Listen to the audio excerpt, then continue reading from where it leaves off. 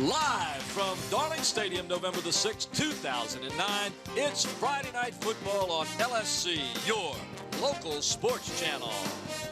Oh, hello, everyone, and welcome to Darling Stadium. Tonight, the undefeated Phoebus Phantoms will be playing host to the 6-3 overall Bethel Bruins, with a playoff spot awaiting the Bruins if they could come through tonight with a win. The Phoebus Phantoms, undefeated on the season, have pretty much got the #1 seed in the region locked up at with an 8-0 record on the district. And they're 9-0 overall. So one of the things we have to talk about a little bit is a loss from Phoebus tonight will not hurt their chances as far as being a #1 seed. They'll stay #1, but if anything, it'll enhance Bethel's chances of making the Division V playoffs. They still can make the Division V playoffs with a loss tonight, but there's all the things that have to come into play in order for that to happen. So let's talk a little bit about, what we're going to have tonight. Tonight's going to be a good ball game, we think. Listening to some of the interviews that we had earlier, it's really nick and tuck between both of them, because you got some of the higher seeded or the higher ranked offenses playing against each other tonight. So defense is definitely going to play a game. So let's talk a little bit about both these two teams. Well, Mike, you're right. It should be a really fabulous game, actually. Both these teams want this game, and they want it pretty bad. Bethel would like nothing better to get into the playoffs by ending the Phantoms' unbeaten streak. And Phoebus, they simply want to take that momentum into the playoffs. And for either one of them to succeed, they're going to need to make sure the offense is in gear. Now, Bethel's offense is a high-powered offense that grounds out about 146 yards per game on the ground. But they balance that attack with a passing game that leads the Peninsula District with 166 yards per game. The Bruins average 311 yards per game, and, Mike, they put up 37 points. Now, Phoebus's offense hasn't changed much over the last few years. We all know that Phantoms are going to run at you until you can prove you can stop them, and not too many people have been able to do that. They're averaging 245 yards per game rushing, and if they need to go to the air, they average about 80 yards per game. Now, the bottom line is they score 41 points per game. So you look at the stat there on the screen, 41 points to 37 points, 324 total yards to 311. This is going to be an offensive matchup, you would think. But when it comes to defense, the Bruins are #2 in the district. They only allow their opponents 177 yards per game, 122 rushing, and 55 passing. They give up just 14.6 points per game. The Bruins have a solid defense. But so does Phoebus. They have the #1 ranked defense. Other teams are only averaging 65 yards rushing and 62 yards passing for a total of 127 yards per game. And, Mike, a league low 4 points per game. No one has beaten Phoebus in a long time. If Bethel wants to have any chance, they're going to need their offense and defense to step it up. You say they haven't, nobody's beaten the Phoebus in a long time. They're going for 30 in a row tonight, and that's only 2 shy of the all-time Peninsula District record, which is held by the Hampton Crabbers a few years back. With that, let's send it down to the sideline where Bob Hintz has the Bethel head coach, Jeff Nelson, for a little interview down there. All right, thanks, guys. Got Coach Nelson here. Coach, first of all, it didn't seem like this should be the last game of the regular season. It's going quick. It's going real quick. I blinked my eyes. I thought it was August 3rd last week. Well, listen, you and I talked earlier this week, and we're talking about leadership. And, most of the time you have 2 kind of leaders, ones that lead by example and ones that are more vocal leaders. But usually it's offensive players or your backs or something like that. But you got 2 tackles, one defense, one offense, Copeland and Taylor, that are good leaders for you. They are. We've worked on leadership, on the offseason. That was one of the biggest things that we talked about that we needed for our team was, the guys know what leadership is, but they needed to know how to do it. So that's what we started working, and those 2 guys stepped up for us. Well, are they both seniors? Yeah, they're both seniors. Well, that makes a big difference, but it also, hopefully, that some of the underclassmen will get the idea that if I'm going to step in this guy's shoes, and this is what I got to do. But you also got Gibson, Walker, and Sharon that also are pretty good leaders for you. Yeah, they are.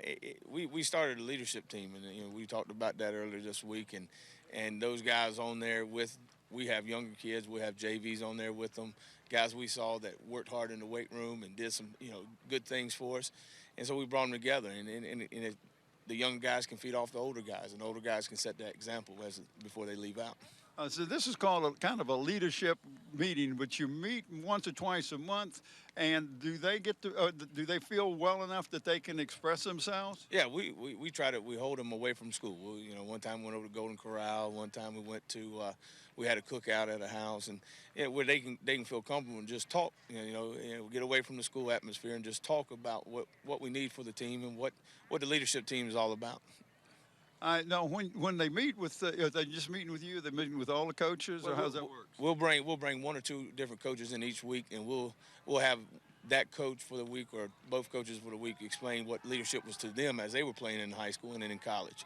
So they kind of learn from what experience they went through and different things like that. Well, you're doing something a little different. You have the camp at the beginning of the year, and then you got this leadership thing, which I think is good because it gets the kids to be not only leaders on the football field, but in the classroom too. Yeah, that's the biggest thing. That's what we look for our kids to do, to be leaders in the classroom, to be leaders on the field, and be leaders out in the community.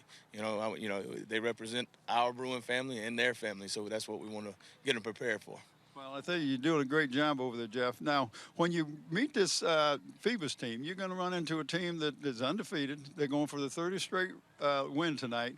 I don't know that you expect anything any different, but just smash mouth football. It's going to be good football tonight. They're prepared well, and they've got some good athletes over there that they know what to do with the ball and how to get to the ball. So we've been working all week, and we're going to give them a game tonight. Well, one last question, and this takes me back to last year. Last year you played Kecoughtan, last game of the season, lost it, knocked you out of being a host. But you didn't get out of the playoffs, but you had to travel and run into Oxford Smith. Right. So here you go on tonight. It's almost you have to win to get in unless you get help from somebody else. Well, the thing there is we started talking last week. We say last week was our playoff week one. Because, it's any time from last week on, it could be one and done. So this is playoff week 2 for us. And we had to take it that way. And the kids understand, not an urgency, but, it's got to happen tonight.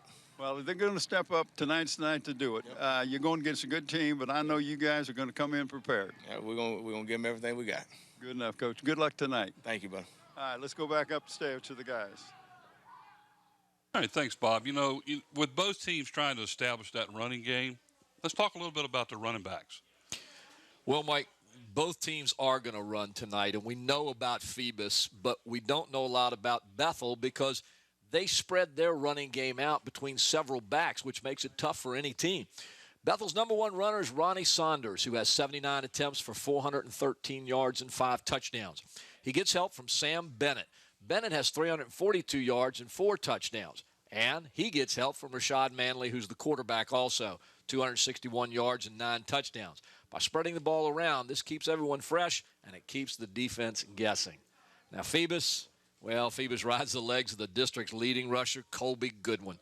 Goodwin has 1,304 yards and 19 TDs on 166 carries. Mike, that's a 145-yard average per game. Now, Bethel's going to have to stop this young man if they even want to smell a chance to win. Running is a Phoebus trademark. We'll see them run and run and run. The O-line and the D-lines of both teams tonight are going to have a challenge, so it should be very interesting. You're absolutely right about that. I'll tell you what, we go down to Coach Stan Sexton, where Brent's got him down there, and let him talk to us a little bit about this game tonight. Thanks, guys. I'm here with head coach Stan Sexton. Coach, you took over this year as head coach. You came into a program that's the definitive Iowa State champion, and here you are at the end of the season, which is hard to believe already. We're going into the 10th game, and you're 9-0. But we were talking earlier in the week, and I hadn't thought about it until you brought it up, about when you came in, your number one concern, you lost quite a bit of talent on your defense from last year. That was a tremendous defense. Davenport, Battle, Jones, like that. So with your focus, what was your number one mission? How do you feel about your defense today? Well, I feel like we're playing well. We still have a lot of guys that played last year on that team. That's what I try to remind our guys, and that's what I wanted to get across to the guys on the team. Some of you guys were still starters on that team last year. So, even though we did lose some big name and some characters, we still had a pretty good nucleus coming back, and we just had to, build on what we had back and, take it one day at a time, one practice at a time, one play at a time. And I felt like Coach Narva's doing doing a great job with them. Well, like I say, we're standing here undefeated. Now, I'm going to take one of your defensive players. These guys don't get much notoriety. Number 70, Micah Blakely, 280-pound senior, defensive tackle. What does he mean to that whole defensive scheme? Well, he gives us a leadership up front on the defensive line. He's strong. You know, he's a big hole plugger. You know, he's going to come in. He's going to give you a solid performance week in, week out. He's going to play hard, and you know that just lifts everybody else up and around him. And we, you know, and having a leader like him is big for us. So that's, you know, that was a big key with Micah, is just the leadership and the strength that he gives us in the middle. Well, if we can cut in between this, we'll speak a little louder. I was looking at your roster. You have 12 of your 22 positions are handled by seniors again this year. And 7 of them are on defense and 5 on offense. And of course, like you said earlier, they get switched back and forth during the game. But for your senior class, this is going to be their last year. Explain to those seniors on the air what they mean to your team and to you and your entire scheme of things. Well, no team is as good as, can be as good as what their senior class is. And, you know, the senior class provides the leadership and, you know, the discipline that get you through the season. You know, last year they had great seniors. You know, 06 they had great seniors. 02 we had great seniors. 01 we had great seniors. You know, your team is only going to go as far as your senior class wants to take them. And I feel like this group has got a good mindset, a little playful at times, but, you know, we got some good leadership, and they do a good job. Well, I want to ask you about one more senior linesman, and that's Raymond Welch, number 66, 290 pounds, offensive guard. Well, Raymond, you know, Raymond came into the season. He was pretty much a spot player last year, and he's one of those guys that's consistently gotten better and better each week. And he's been a steadfast force up front on the offensive line. He gives us a big, strong guard that we get a nice push on that side. You know, so, you know, with Micah on the left side and Raymond on the right, I feel like we got a big, strong offensive line up there.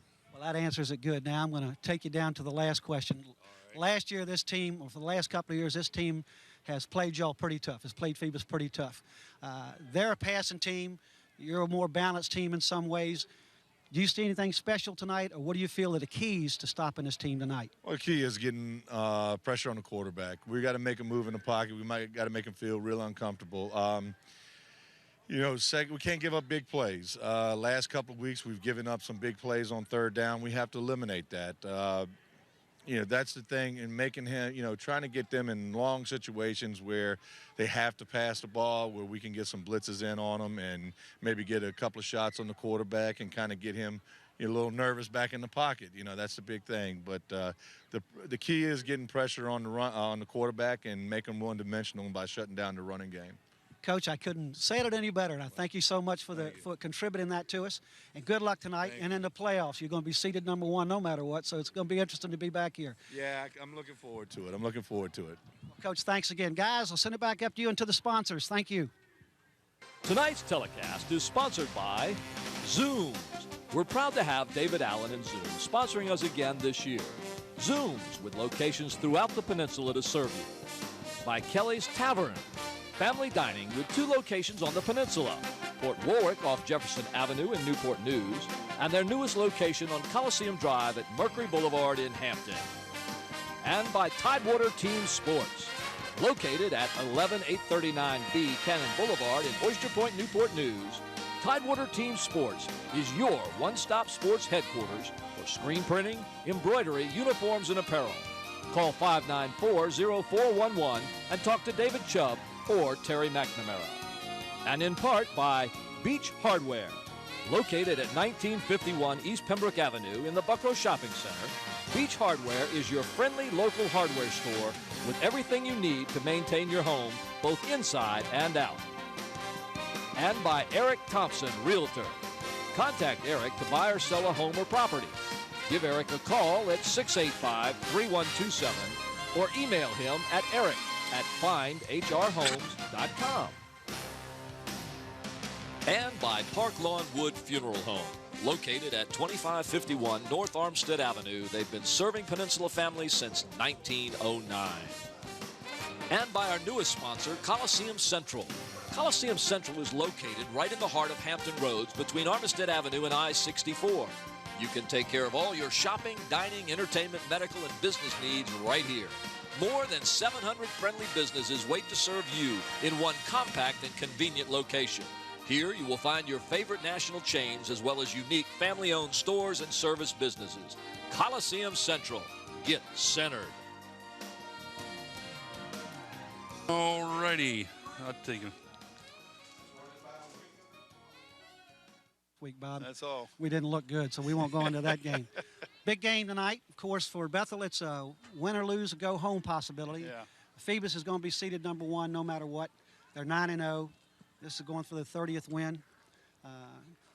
Let you start off and talk about Bethel a little bit. Well, Bethel has got a team that will pass the ball more than they will run.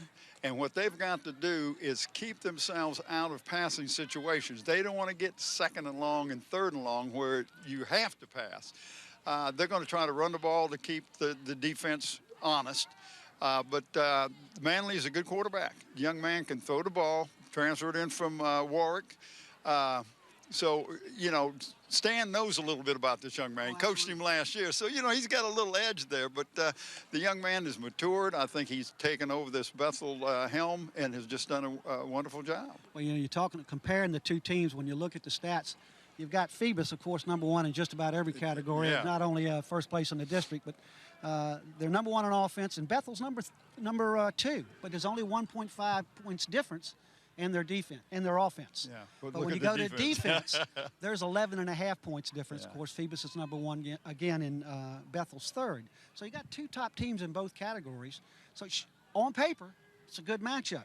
But as you were discussing, there's a difference in the way they approach their offense and defense. They really do. Bethel is going to pass. Passing is part of their offense, and it's a big part of their offense. Phoebus, we'll pass the ball if we have to, but we're going to run this ball down your throat. We're going to make you stomp us at the line of scrimmage, and if you get too many people up there, we're going to run a slant pattern or stop and go. We're going to do something, and Morant's going to hit somebody. We're going to eat you alive. So what both teams got to do is watch their turnovers. You cannot turn the ball over to either one of these teams and walk away with hopefully with not giving up any points. So turnovers is another big thing that you got to watch for. And you talked about their defense, and I'm talking about Phoebus. When you talk to Coach Sexton, they will control that line of scrimmage. Yes. They want to get pressure on Manley. I believe the coach talked about that. Well, having said that, I'm going to sum it up with this. You're looking at a rushing team in Phoebus that goes for almost 170 yards a game. A passing game that's 7th in the district, but only because it's necessary, and he's very efficient in the number of passes he throws. Turn around and look in Bethel. They don't have any rushers in the top 10, but yet they're 3rd or 2nd in passing in the district. So, as you said, that's the way the game's going to go. And got any more comments? I think we've summed it up. Well, the only thing I can say is that definitely Jeff Nelson is not a Woody Hayes type of guy. 3 yards and a cloud of dust. He does not believe that. No. He believes I'm going to pass the ball and I can win. And he has won. He's done a real good job of turning this Bethel program around and making it a winner. So I think we're going to see a good game tonight. With that, guys, he said it all. You got Phoebus with a steady program for the last 5 years, state champion, and you got Bethel, who makes exciting when they get it off the bus. And so let's turn it over to you guys. Thanks.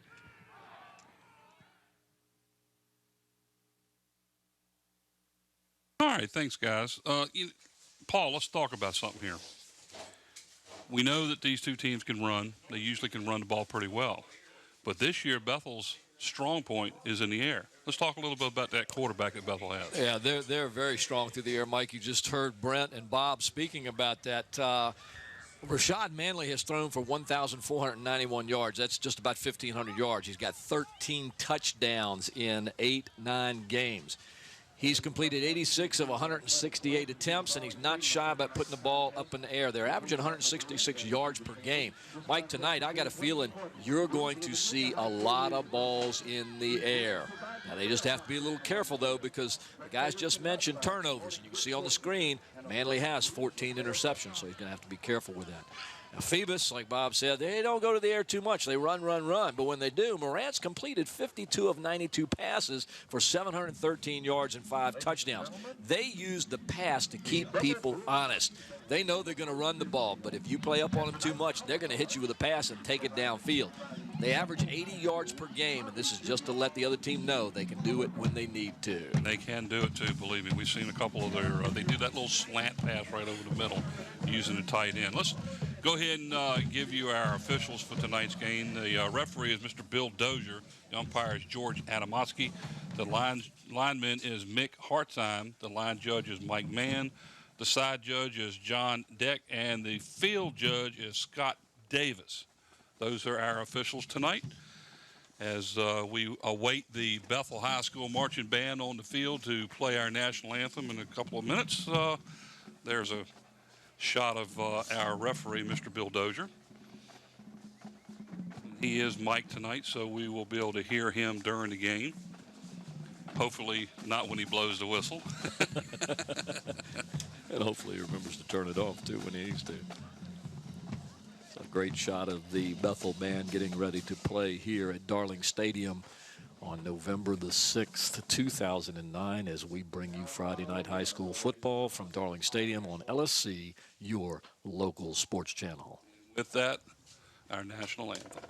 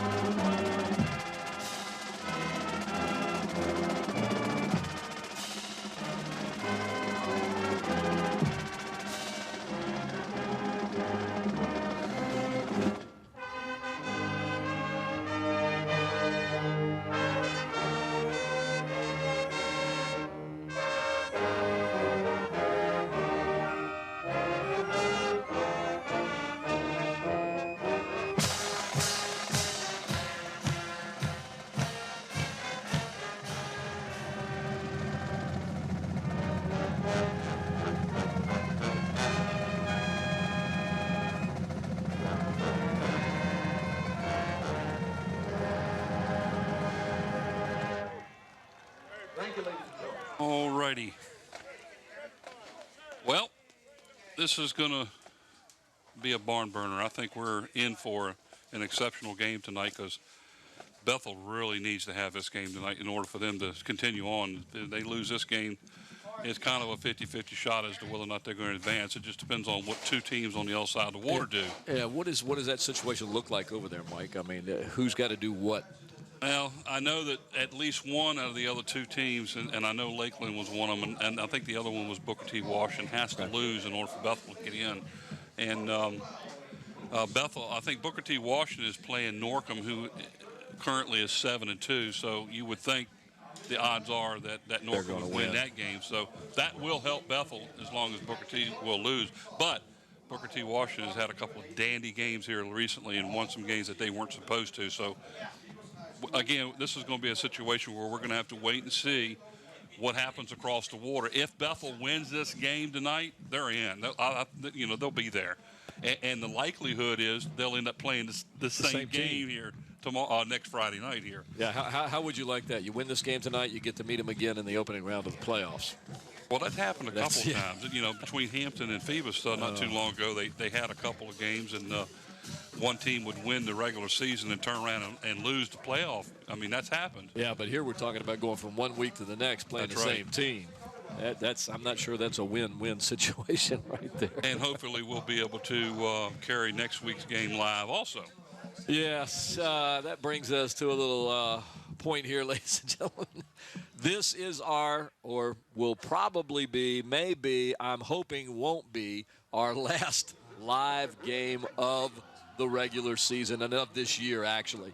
Unfortunately, ladies and gentlemen, it takes money to broadcast these football games from Darling Stadium, and we don't always have all the money in the budget to do what we really want to do. And unfortunately, it cost us $1,000 to do each playoff game. and frankly, the money's not in the budget for that. So we can bring you the game live if somebody out there is willing to sponsor the program, the broadcast, the live broadcast for $1,000. And we'll be more than happy to make sure that that sponsorship reaches everyone the night of the game. That's the other thing, too, is that money does not go to the station. This money has to be paid to the region in order to allow us the fees that have to be paid in order to do these games here at Darling Stadium. Even if we do a tape delay, it still costs us a certain amount of money. And once you get into the state playoffs, then the money goes to the VHSL. Right. And these are mandated by the individual rules that are set forth by the principals. It's just not something that happens all the time. But when you get into the playoffs, it costs a lot of money, and it's not just the cost of us doing our games, but that money also helps the region pay for the field use, the gate, and all this other stuff. So, I mean, and unfortunately, with the way things are nowadays, won the toss. They've elected to defer. Phoebus won the toss and has deferred, and it looks like the Bethel Bruins will receive the opening kickoff, as you see. Yeah, I probably should have been a little more, or should have clarified that a little bit more. I didn't want people to think that the money is going to pay us to pay the cameramen and the stat men and the announcers and so forth. No, it does not. The money that I'm talking about, the money that we need in order to broadcast this live, goes directly to the region. It does not go to LSC. It does not go to Hampton City Schools. It does not go to the city of Hampton. It goes to the region and allows us to have the rights to broadcast live. So if there's anybody out there, any big sponsor, any small sponsor, anybody that can get together, we would really appreciate it. All you need to do is call LSC. And I'll have a phone number for that in just a moment, where you can call and talk to Renee Camden about sponsoring the upcoming playoffs. The games are scheduled for next Friday, so the sooner we could hear from someone, the better off we could bring you the game live. So please keep that in mind. I'll be mentioning that throughout the game, reminding people that we're looking for sponsors to sponsor the playoff games that are coming up so that we can bring them to you live. All right, so as the Bethel Bruins are getting set now on the field to receive the kickoff from the Phoebus Phantoms, we will show you our starting offensive lineup for the Bethel Bruins. At the tackles, we have number 56, Derek Spivey, and number 50, Roderick Mason. The center, number 54, Kevin Ricks. The right guard, 51, Cameron Shern, and the right tackle, number 53, Morgan Taylor. The slots, number 7, Jamal Parker, number 24, Riho Walker. The wide receivers, number 21, Stephen Clark, and number 3, Derek Thomas. The running back is number 1, Ronnie Saunders, and the quarterback, number 5, Rashad Manley. And kicking off for the Phoebus Phantoms, number 4, Eric Anderson, as he has the ball teed up at the 40. And Ronnie Sanders, number 1, is deep for the Phantoms. A little pooch kick over here is taken by the Bruins at the 31-yard line by, I believe it was number 35, Thomas Walter Ogden, or is that Sam Bennett? Kick is covered by number 36, Sam Bennett. Looked like it was 36, Sam Bennett, who took the reception there. So Bethel will take over 1st and 10 with the first offensive series here to start the game at their own 31-yard line.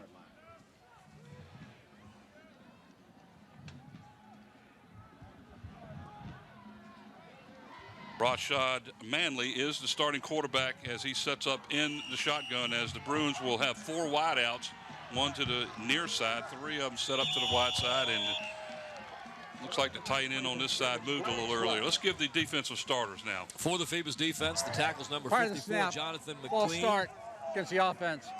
Number 70, Micah Blakely. The ends, number 58, Tevin McGaugan.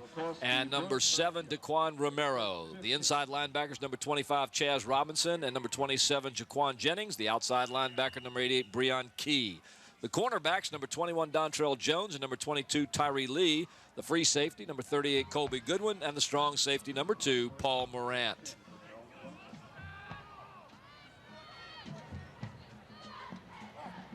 Young lady, if you don't need that blanket, I'll take it up here. It is cold tonight, folks. There's a snap that goes through the hands of the quarterback, and he is all the way back to his own 15-yard line. And Manley couldn't get a hold of the snap and is sacked for about a 10-yard loss down inside the 15-yard line. So not a good start right now for the Bruins. Not at all. That snap just seemed to be a low snap, went right through his legs. And, of course, you can't do that against the Phoebus defense. Well, it's one of the things you need to try to avoid is mistakes, and that's 2 right away for the Bruins. Second down now, 26 for the Bethel Bruins. Back to pass is Manley, and he is dumped and fumbles the ball. And it looks like the Bruins got the ball back, but Manley took a vicious hit back down near the 10-yard line, and he's going to lose another 5 yards on the play. Looked like we had a blitz here. We do from the inside linebacker. Looks like that's number 25, Chaz Robinson. Came right through the open seam there and was able to get to the quarterback before he could throw the ball. Third down now, 31 to go for the Bruins. Ball sits at their own 10-yard line, and guys are going in the wrong direction here. Manley back to pass, a little swing to the left to the Bruins number 24 on the play, Rio Walker, as he gets the ball outside to near the 20. And we'll have to wait and see where they mark it. Nice little pickup of about 10 yards on the play. That's going to bring up fourth down and a bunch. And punting team now coming in for the Bruins. Smart play this time for the Bruins. They're just trying to get that ball into the arms of Rio Walker, one of the fastest players on their team. It's a safe little pass to the outside, a little swing, get you a few yards, give you some room to get the punt off. Brett Baker, number 99, in there now to punt the ball away for the Bruins. Nice little spiral out of the hands of the Phantoms number 22, Tyree Lee, as it goes out of bounds near midfield. So Phoebus will take over first and 10, and we'll show you the Phoebus starting lineups now. And here they are, the guards for the Phantoms, number 66, Raymond Welsh, and number 70, Micah Blakely. The center, number 55, Justin Williamson. The tackles, number 54, Jonathan McLean, and number 79, Sam Snow. The tight end, number 11, Anthony Hayes. The wide receivers, number 9, Andre Griffin, and number 84, Ramon DeLoach.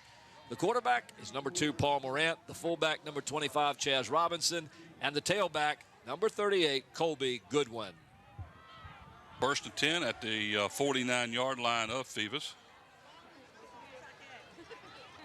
Morant takes the snap, back to throw, being flushed out of the pocket, gets the ball away, it's completed at the 50, and out of bounds at about the Bethel, looks like the 48, so that'd be good for about 3 yards on the play.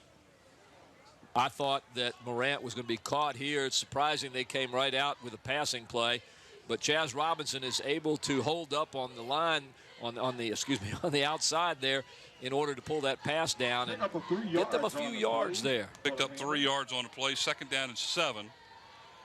Second down and 7 now for the Phantoms at the Bethel 48-yard line. Morant now under center in the I formation. 2 wide receivers, one on either side of the ball. Colby Goodwin on a sweep to the left. There is a flag down as he gets the ball down near the 45-yard line. Gets it to the 44. We'll have to wait and see what the flag is. Might be a holding there. Pick up a 3 on the play, but I think it's coming back in. You can see it right there, right behind the runner was the holding. And it is a holding penalty, so that's going to cost them 10 yards from the spot of the foul, which is real close to where the original line of scrimmage was. And here's the Bethel defense has been doing so well. The defensive ends, number 11, During Ira the run, Harris. holding against the offense, 10 yards from the spot of the foul, remains second down. Number 27, Deshaun Thomas. The tackles, number 49, Robert Copeland, and number 90, Chris Copeland. The inside linebackers, number 33, Gaston Ledford, and number 4, Devon Hodges. The outside linebackers, number 6, Isaiah Gibson, and number 30, Justin James. The 2 cornerbacks, number 7, Jamal Parker, number 24, Rio Walker, and the safety number 43, Alex Payton. And folks, if you haven't seen it yet, Rio Walker is the real deal when it comes to being a defensive back. Signed I guess he's signed a letter of intent to UVA now. Here's Morant with a swing pass out. It was intended to 25 Chaz Robinson, overthrown, incomplete. Defense quite well on the play, and that's going to bring up third down now and long. Interesting here that you're finding the Phantoms throwing the ball on 2 of the first 3 plays that they have opening up this game. I guess what they're trying to do is say, hey, we don't always run the ball. We're going to show you we can throw the ball. And this man's showing you how to dance right there. Look at that. I can't even make those moves. Third down and 19, and somebody said something about you should be singing. I can't believe while he he's said dancing. That. While he's dancing. Third down, 19 now.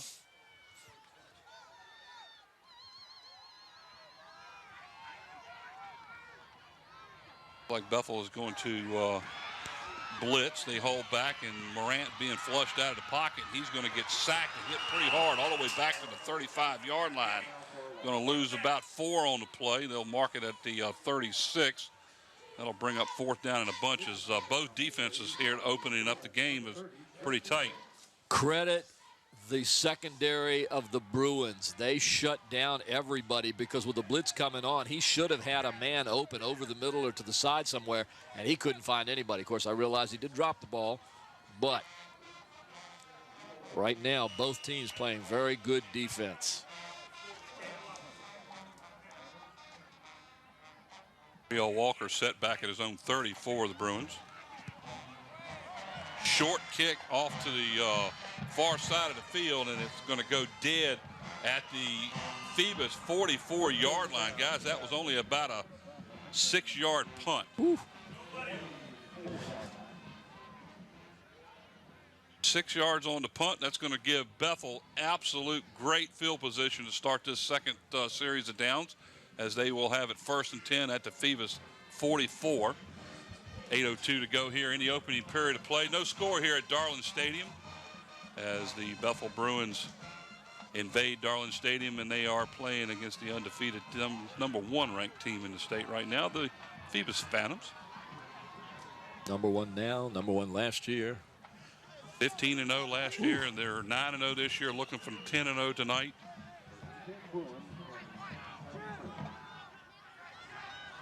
Manley in the shotgun, 3 wide outs to the near side. A little flare pass out here to Jamal Parker, number 7. And he fumbles the ball. Let's see if they're going to call him dead. And he is down, so they'll pick up about 5 yards on the play, down to about the 39-yard line. Pick up a 5, they'll bring up 2nd down and 5 for the Bruins. Going safely here with another swing pass. This one to Parker. He slips right there. He could have picked up a couple more yards. He did drop the ball at the end, but as everybody saw, he was down by that point. Good opportunity here, Mike, for the Bruins to make something of that short punt. They're in Phoebus territory, and they've got the air power to move the ball downfield. And right now, those short little swing passes are paying off for them. 3 wide outs to the far side now. Manley again in the shotgun, and they're going to be a delay call here as they took too long to get the play in there. When you're, how do you have a delay a game on a hurry up when you have a hurry delay up a game offense? against the offense? And 5 yards, remains 2nd down. And you don't use a huddle. I just don't understand that. We had a lot of those last week too. Yes, we did. All right, now 2nd down and 10 as the ball's back to the original line of scrimmage, the 44. There's Manley on a keeper, wide open down the left sideline. Gets a nice tackle as Manley will pick up about 9 on the play down to the 35-yard line. Nice open field tackle there by the Phantoms. Watch this. It's a good give and take, a good fake handoff, and he just had a great opening on the sideline there. Good blocking. Like Tyree Lee, number 22, for the Phantoms on the stop. 3rd down and 1 now for Bethel. 36, Sam Bennett standing next to Manley in the shotgun. Bennett gets the ball this time straight up the middle, picks up plenty of yards for the 1st down as he's down near the 31. So the initial 1st down for both teams.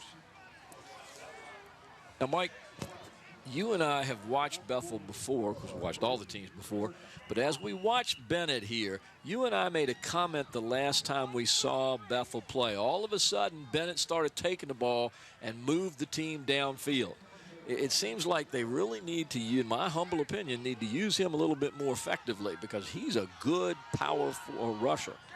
Ronnie Sanders now in the backfield with Manley, who takes the ball up the middle to about the 30. Looks like he's going to fall forward inside the 30.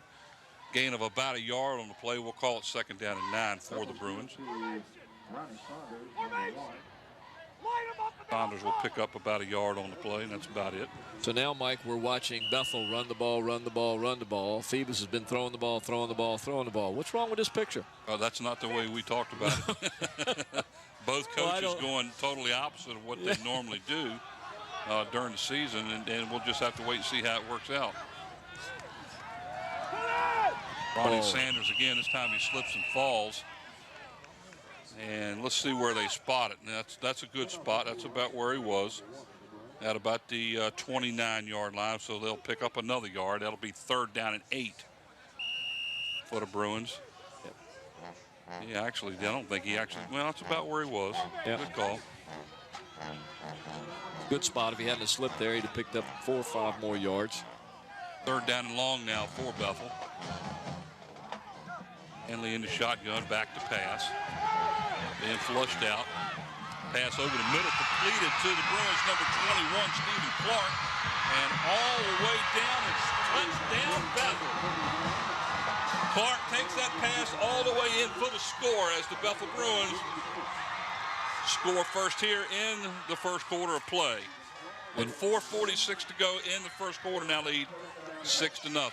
And Mike, that play succeeded because of one man and one man only who makes a block right on the top of your screen right there. If he had not made that block, Manley is sacked. The pass never gets completed and they don't score. That was a great block. And I wish I knew who that guy was because he deserves a lot of credit. Extra point attempt is up, and it is good. 4:46 to go here in the opening period of play. The Bethel Bruins out in front, 7-0. Ladies and gentlemen, you're watching LSC, your local sports channel, on Friday, November the 6th, 2009, coming to you from Darling Stadium. And Mike, I'll tell you what, so far in this game, Phoebus has not looked like Phoebus. Watch the block coming right here. It's number 1. Watch him turn around and get this block right there. And I'm telling you what, if he doesn't get that block, there's no pass. Manley's in a hurting mode right there. Nice job by Ronnie Sanders, number 1 on the play. Number 1, great block, great block. Wow. 4:46 to go here in the first quarter of play. Bethel 7, Phoebus nothing. As number 99, Brett Baker, now will set it up for the Bruins to kick off from his own 40-yard line. Phoebus going to have to get the ball here and step it up. Can't remember which game it was, Mike, but recently the Phantoms came out against the team and they played very lackluster, didn't get it together for a while, and then finally, realized, hey, we can't play this way. We're going to have to really get going here and play Phoebus football, and they finally did. But this is reminiscent of that game. Colby Goodwin down by his own 9-yard line awaiting the kickoff by Baker. Little pooch kick to the far side of the field, taken at the 31-yard line. Trying to keep the ball away from Goodwin, obviously. Like it was taken by the Phantoms number 84 on the play, Ramon DeLoach, as he will put the ball down at the 40-yard line where Phoebus will take over 1st and 10. Well, that's a little bit different start than we expected. Phoebus wanting to throw the ball and Bethel wanting to run the ball, but again, they did score off the pass. Yes, they did. Paul Morant under center in the I formation, 2 wideouts to the near side. Colby Goodwin out of the backfield, right up the gut. He will get down to about 2 yards on the play as he is shy of the 43. Give them 3 yards, as that's where they're going to mark it at the 43, so that'll make it 2nd down and 7 for the Phantoms. Devon Hodges, number 4, wraps him up there. Tries to bring him back. Along with Devin Maddox, number 10. Look at that nice crowd sitting there. Look at those heavy coats. It has turned to cool on us. Last week it was right warm up here. And it's not turned cool.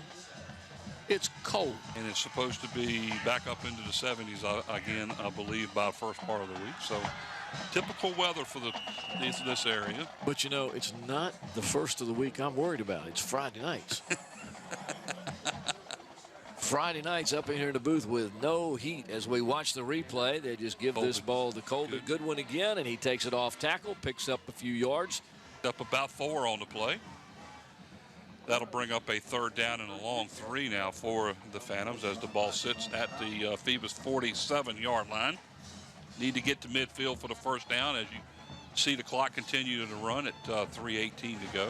Well, they're going to have to just get some yardage, period. This Bethel defense is doing a good job so far. I know it's early in the game, but they're doing a very good job in stopping Phoebus. In the I formation, Morant hands the ball off to Colby Goodwin, and not a lot there. He's going to end up losing about a yard on the play as he's dropped just past the 45-yard line, so he's going to lose almost 2 on the play. That'll bring up 4th down and about 4.5. Bethel threw everything at him but the kitchen sink. All the linebackers were coming, and you had a right side cornerback come from his spot. They knew they were going to run, and they keyed on Colby on that one. Paul Morant back to punt the ball now, standing at his own 32. Rio Walker for the Bruins, deep for the to receive the punt. Much better kick this time by Morant as it comes to the near side, and excellent punt as it goes out of bounds right at the Bethel 15-yard line.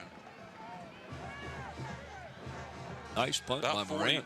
About 40 yards on the play, so Bethel will come back on offense with 2:17 to go here in the first quarter, out in front 7-0. 1st and 10 at their own 15-yard line. Ladies and gentlemen, as we bring you what could be our last live broadcast this year in football, and we watch Beth Mayer out on the field, I'd like to thank our cameramen, Nate Braxton, Susan Bowers, Gene Wheeler, and Steve Fryer. Our graphics and animation, Andy Foley, and slow motion instant replay, Mike Nowinski. The Manley in the shotgun again, 3 wide outs to the far side, back to pass, over the middle, it is completed. That's number 24 on the play, Rio Walker, his leading receiver. And he will pick up about 3 on the play, and that's about it as the defense was there and ready for that one. They might have been ready, but they were dropped back in what looked like a short zone, and Manley just went underneath that one. Rio was right there, and he put the ball in his hands, and as we both know, Mike, he's got the speed to make a big play. 2nd down and 7 for Bethel. Manley now under center, backs back out into the shotgun. Probably about 90% of the time they run out of the shotgun. The pitch to Bennett on a sweep, nice run as he gets lots of yards there, and looks like he's going to have enough to get a 1st down. He needs to get to the 25. Let's see where they mark it at. That time, Phoebus had the blitz coming from the left side, as you can see, and Bethel picked the right side to go around as they picked up some big yardage on that sweep. Some great blocking by the Bethel Bruins at this point, both in holding the defense back from getting to Manley for passes and for that run right there. See as they measure for the 1st down. And they're going to give him the 1st down. So 1st and 10 by a whisker. Could have got a credit card out there and checked it. Whisker? I've seen that. Have you seen that before? Yes, I have, actually. I thought that was pretty enough. I've seen it a couple of times. 1st and 10 now for the Bruins from their own 25-yard line. Again, Manley in the shotgun, standing at his own 20. 3 wide outs to the near side. And Manley fumbles the ball, and Bennett falls on it right at the 21-yard line. Low snaps right now. That's about the 3rd one here in the first quarter of play. Heads up play by Sam Bennett that time, dropping on that ball to keep that ball from being gathered up by Phantoms. Nice young ladies out there freezing to death just like I am. It's not that bad up Yes, there. it is. Here, That was right in his hands. That was a good center right there. He just dropped that one. You can see he picked his eyes up. He was checking for something. I think he might have been worried about a blitz coming in. Was on his that one. eyes heavy? Yes. They must have been. Back to pass, Manley being forced out. Spiral to the near side, wide open is the receiver number 21, Stephen Clark, the one that caught the touchdown pass, and that's a gain all the way to the 39-yard line. First down, Bethel again. I don't know how he got open out there, Mike, but he was wide sure open. did. Manley came running to this side. He spotted him quickly. Look at that. He's 5 yards from anybody. That was an outstanding throw, too, on the run. It's a great pickup on his part to be able to spot the receiver. And, of course, obviously a good job of the receiver to find the open seam. Like it might have been good for about 25 yards on the play. They're down to the 39-yard line, 1st and 10. Bennett standing to the right side of Manley, and it looks like timeout is going to be called here. End of the quarter, guys. So we're at the end of one here at Darling Stadium. The Bethel Bruins lead Phoebus by a score of 7-0. You're watching LSC on Channel 48, Cox, and Channel 22, Verizon. And ladies and gentlemen, as our second quarter is about to begin, this quarter will be sponsored by Beach Hardware, located at 1951 East Pembroke Avenue in the Buckrow Shopping Center. Beach Hardware is the place for all your hard-to-find hardware needs, including electrical, plumbing, and painting. And by Zooms, with great service and convenient locations throughout the peninsula that can save you time and money. By Kelly's Tavern, family dining and delicious food. Join them for lunch or dinner at Port Warwick off Jefferson Avenue in Newport News and Coliseum Drive at Mercury Boulevard in Hampton. By Tidewater Team Sports, located at 11839B Cannon Boulevard in Oyster Point, Newport News. Call David Chubb or Terry McNamara at 594-0411. And by our newest sponsor, Coliseum Central. Coliseum Central is located right in the heart of Hampton Roads between Armstead Avenue and I-64. More than 700 friendly businesses wait to serve you in one compact and convenient location. Coliseum Central. Get centered. Here's an interesting stat for the first quarter. The Bethel Bruins have 5 first downs. Phoebus has 0. Whoa. So far, the Phoebus Phantoms offense has been pretty stagnant. No first downs. They've punted the ball, I believe, 3 times. Twice. They fumbled the ball, or they punted the ball away twice in the first. So here we go as we get ready to start the second quarter of play. The Bethel Bruins have a 1st and 10 from their own 39-yard line. Already out in front, 7-0.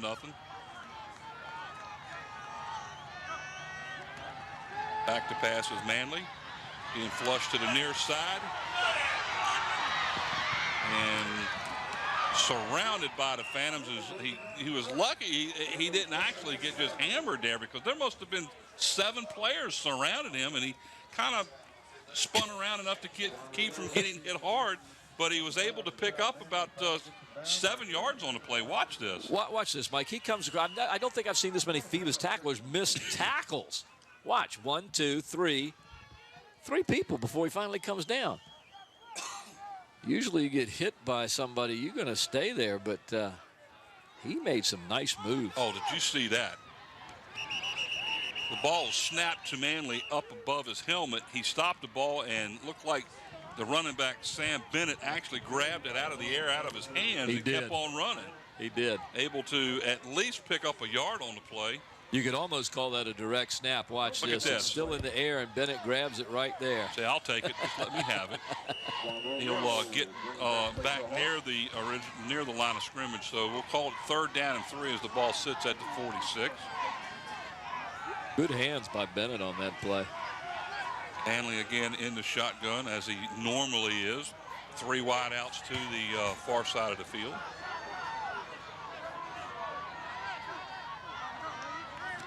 Look out, snapped over his head. Manley gets the ball and is sacked all the way back to about the 31-yard line. Looks like by number 7 on the play, Daquan Romero, as he's all the way back to the 31. Big loss on the play. You know, if this were a baseball game as we watch this center, right now the pitcher and catcher need to get together and talk. The ball was just a little bit high. There's some more of the big crowd we have out here tonight. The kick. A little bit wobbly. And, oh, man, I tell you what, he had no chances. As he caught the ball, he was hit by 2 Bethel players, and I believe 21 was the one that actually got him, Stephen Clark. And also number 24 on the play, Rio Walker. Watch it again. Watch this as he catches the ball. 2 Bruins ready just to hammer him. Fair catch and down.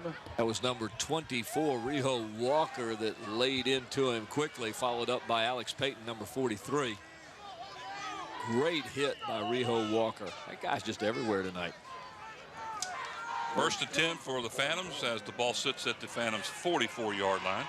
They're going to need a sustained drive here, or they're going to be behind the 8 ball.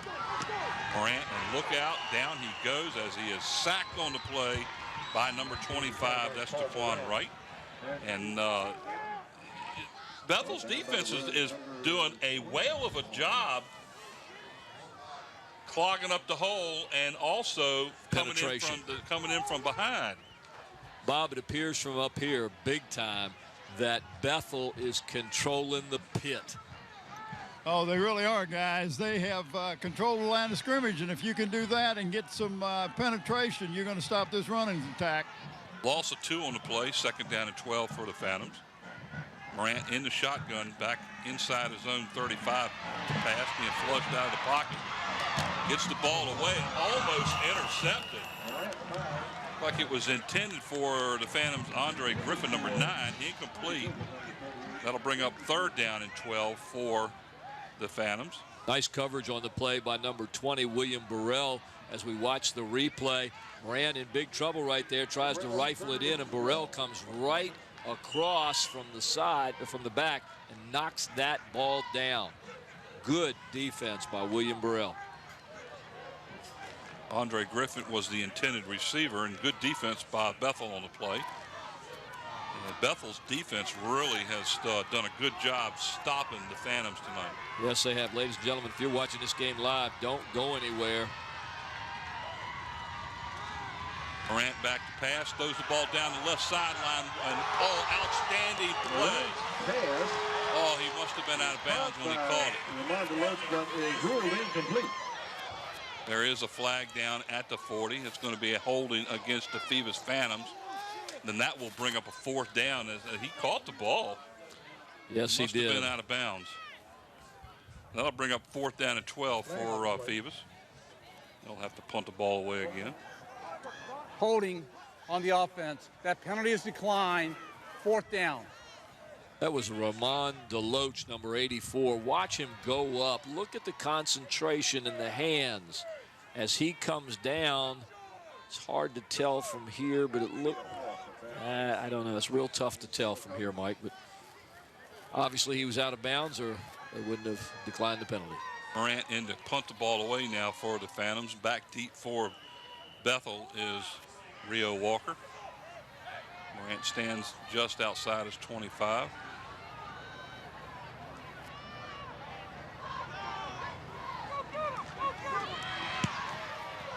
Almost got him there. This time the ball's kicked out of bounds to the near side. Not a lot of yards there either, guys. It looks like that's going to have to wait and see where they mark it, but it's going to be a short one all the way down to the 42-yard line. Well, folks, I guess I'm going to be the first one to say it tonight. Only a 16-yard punt. Phantoms don't look like the Phantoms. No, they're not. Bethel is playing well tonight. Bethel's playing very well, but we expected that. We expected Phoebus to play better than they're playing tonight. 8:47 to go here in the 2nd period. Bethel still out in front, 7-0. As Bethel will take over 1st and 10 from their own 42. Manley hands the ball off to Saunders up the middle. Ronnie Saunders outside the 45 to about the 46, a gain of about 4 on the play. We'll call it 2nd down and 6. And what are they doing? They're running the ball. That's something that we talked about that they weren't going to do as much, because we thought that during the season they've done more passing. And of course now they did score with a pass. but they're mixing it up a lot. Well, they do run. I mean, it's not a question of them not running. They do run. They just like to pass the ball a little more. And tonight, they're getting a great balance and doing a little bit more running. Ronnie Sanders again up the middle to about the 49-yard line, and he came real close to dropping that ball. Looked like they had a hard time getting the handoff between himself and Manley on the play, but he's able to pick up a few yards out to the 49. Now, there was a little bit of a mix-up in the handoff right there, and Manley couldn't get his hand out. 3rd down and 3. As again, the offense is getting the signals from the sideline, but all this time they're not going to make it, I don't think. Taking a lot of time here.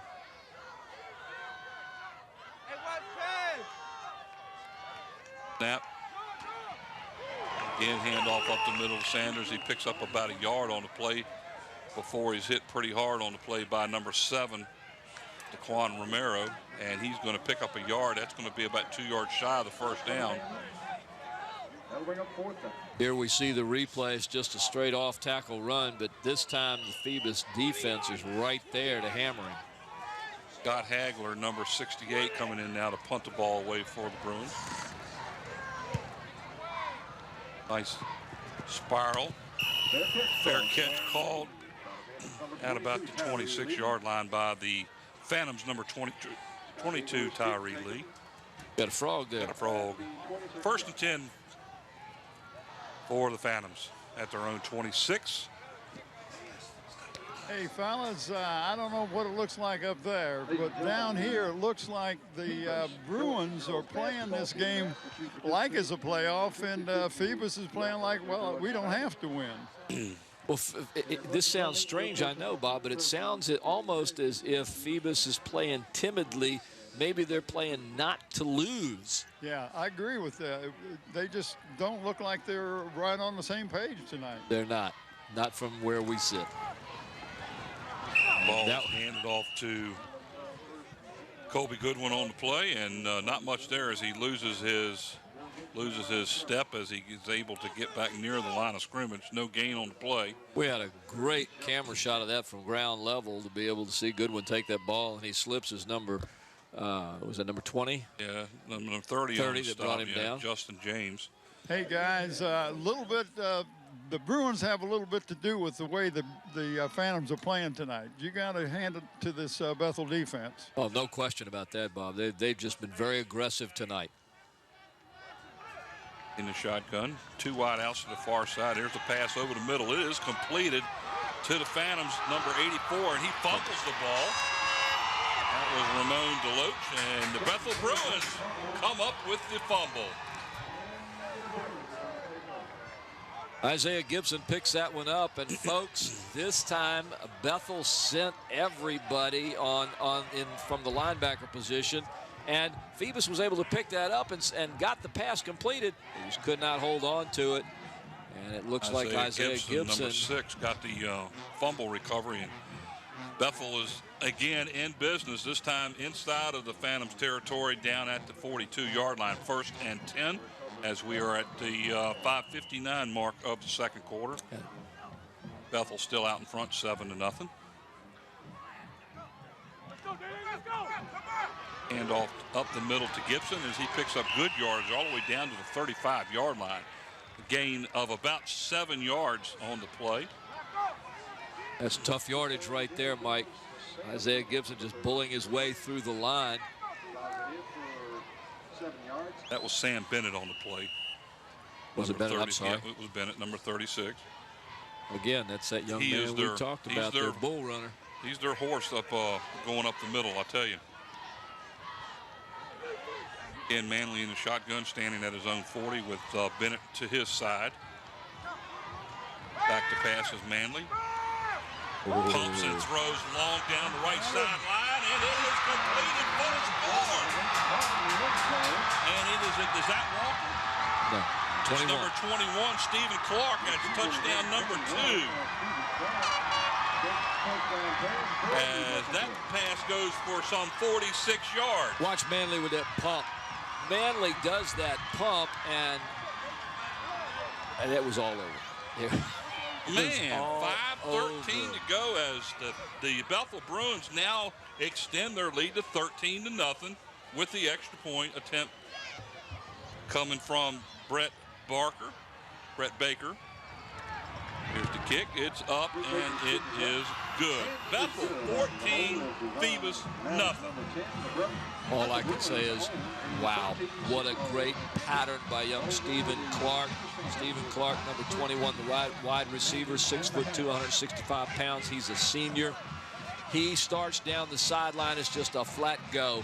And once he gets that pump fake, he turns the defensive man around out there, and all he can do is run to try and keep up with him. When you get that from the defense, all you got to pray is just hope that your quarterback gets the ball out in front of you, which is exactly what Manley does. There's the pump. Stephen's gone now. Here comes the throw. Just make sure you get it out well past me. He does. I've got it. Boom. Right there. Right in his hands. It was right in stride, too. So Bethel, 2 scores in the game. Manley to Clark and Manley to Clark. And what did Manley have that time? A lot of time to throw the ball. This defense is not getting in there because, Bob, they're winning the fight in the line. Hey, fellas. 46 seconds on the drive, guys. Making the team that makes a turnover pay. Did they do it? Yes, they did. That's what the Bruins wanted to do. Eliminate mistakes, but make the other team pay. How many people out there could envision this score at this time of the game? Colby Goodwin at his own 15-yard line, takes the ball up the middle, gets through the line. Ronnie Sanders was the last man to hit him. He had to slow him down enough to get the remaining Bethel Bruins there to get him. Good return from the 15. 45-yard return by Goodwin out to the Bethel 40-yard line where Phoebus will take over 1st and 10 right there. Watch him. He gets 1-2, boom, slice through. Once he gets to the outside, he knows he's got some running room. He just got to get by one, and he couldn't do it. Ronnie Sanders held him up just enough to allow the remaining Bethel players to get to him to stop him. Otherwise, that would have been a long touchdown run. Very, very key possession right here. Very critical. Colby Goodwin off the left side, breaks a couple of tackles, gets down near the 35-yard line, a pickup of 5 on the play. That'll bring up 2nd down and 5 for Phoebus. That time, Mike, they got some blocking on the left-hand side, and Goodwin was able to pick up the yards on that side. It looks like Colby Goodwin's fired this team up a little bit. They're walking out there with a little bounce in their step now, guys. Well, it's been missing, as you well know, for this first quarter and 3 quarters. 2nd down and 5 at the 35-yard line. Morant under center. Colby Goodwin takes the ball up the middle, 10 yards, all the way down to the 25-yard line. Got a penalty, fellas. That's a flag all the way on the near sideline here, too. Flags on the play. See if we can see anything here. Once again, Colby Goodwin. What you're missing here, folks, is the surge of the Phoebus offensive line. They had the defense back 5 yards on their heels. Now it's coming back because it's going to be a motion against Phoebus. That's going to cost them 5 yards, and Stan Sexton wants an explanation here as he has a couple of officials by him, and here's the explanation. 6 men on the line of scrimmage. It's a 5-yard penalty from the previous spot. Remains 2nd down. If we can see it again, we might be able to catch that there was only 6 on the line. 5-yard penalty puts them back to the 40 again, makes it 2nd down and 10. There's 1, 2, 3, 4, 5, 6. And neither one of the wide receivers was on the line, so that was an excellent call. They were both set back.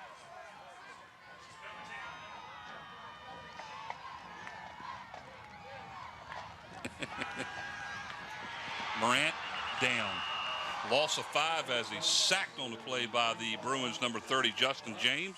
He's been his name's been called a lot tonight already. It looks like they're going to mark it as a 4-yard loss back to the 44. That'll bring up 3rd down and 14. He was able to get it. Now I've got a little bit of a theory here. Phoebus has been doing what tonight? Passing. Been doing opposite of what they normally do. When your line blocks for passing, what are they doing? they're pretty much standing up and moving backwards or holding, right? When you're running, they're surging forward. They've been doing so much passing that they're used to being on their heels. And when they're on their heels, this Bruin defense is just getting in there. 3rd and 14 in the shotgun. Morant. Back to pass. Flag. Delay of game.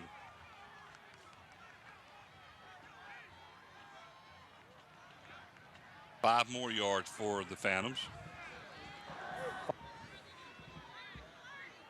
Prior to the snap, delay of the game, 5-yard penalty against the offense, remains 3rd down. Phoebus is going to have to get some sort of rhythm in running the ball so that that offensive line can become aggressive again, can push forward. Now, after Colby got that big run back on the kickoff, the first 2 plays, you could see that. You could see the defensive line, I mean, the offensive line of Phoebus pushing ahead and pushing those defenders back. Then they went right to the pass, and everybody's going back. 3rd and 19 now as the ball's back at the 49-yard line. Back to pass is Morant again. Being flushed out of the pocket, gets it off down deep near side. It was intended and caught by the Phantoms number 7, Daquan Romero. All the way down to the 4-yard line. Fellas, he did a great job of finding that ball and getting his body in position to make that catch. And I'm standing right here in front of him. 45-yard pass play. Mike, we've seen Daquan Romero last year just put the team on his shoulders and make catches like you've never seen. He hasn't done that this year because they've run. This man can turn a game by doing exactly what you saw. Bob, you're right. That was a fantastic catch. He had to get it and just good concentration. The 1st and goal now from the 4. There's Colby Goodwin. Picks up about 2 yards down to about the 2-yard line, or inside the 3. What great camera shot. Hey, there's a lot of hitting going on down here, fellas, and there were 4 Bruins that hit Colby that time. 2nd down and goal from about the 2. Looks like the Phantoms are going into a hurry-up offense here as we're down to 2 minutes and 15 seconds to go here in the half. I love these shots. Colby Goodwin off the right side. Didn't make it. He's about a yard shy of the goal line. He got in. Close. Now they're giving it to him. Touchdown, Phoebus. Well, Colby Goodwin, I 2 didn't yards. want to interrupt everybody, but I could see he was over the line there. I just wanted to wait till they... Yeah, down here you can see the ball cross the plane, fellas. Watch Oh, him. Look at this. This ought to be Boom, a boom, perfect shot. and watch him stretch out right there. He's over. His legs were up in the air, and the ball was out there. So touchdown, Phoebus, as they cut into the lead, now trail 14-6 with the extra point attempt. As Eric Anderson now will attempt the extra point. The kick is up long enough and good. 2:06 to go here in the 2nd quarter of play. The Phoebus Phantoms now trail 14-7 as they're on the board here in the 2nd quarter. We have running into the kicker penalty. Like a roughing the kicker penalty on the Bruins, and that's going to cost them some yards. Well, folks, as we're waiting for this to be taken care of here, I want to remind you that LSC is on Cox Channel 48 and Verizon Fios Channel 22 as we watch the replay of the penalty. You can watch this game in its entirety, replayed for you on Saturday, November the 7th at 7 p.m., and on Tuesday, November the 10th at 6 a.m. and 6 p.m., and on Thursday, November the 12th at 8 a.m. and 8 p.m. And as you can see, if you're watching it live right now, it is a great game, and you'll want to tell your friends so that they can watch it as well. We're coming to you live from Darling Stadium on November the 6th, 2009. And we want to continue to come to you live. We'd love to come to you live on the playoffs, but we need sponsor. We need someone who is willing to sponsor the playoff game. Each game is going to cost us $1,000 to pay to the region. Here's the kickoff by Anderson down to the 11-yard line. Picked up by the Bruins over there and all the way to about close to the 30-yard line where he's forced out of bounds, and there is a late flag thrown there as it looked like Ronnie Sanders got the got the kickoff and is forced out of bounds at about the 27-yard line, but it looked like there might be a late hit here. I have to wait till our referee, Mr. Bill Dozier, will let us know. After the play, personal foul on the kicking team, 15-yard penalties, first down. Wow.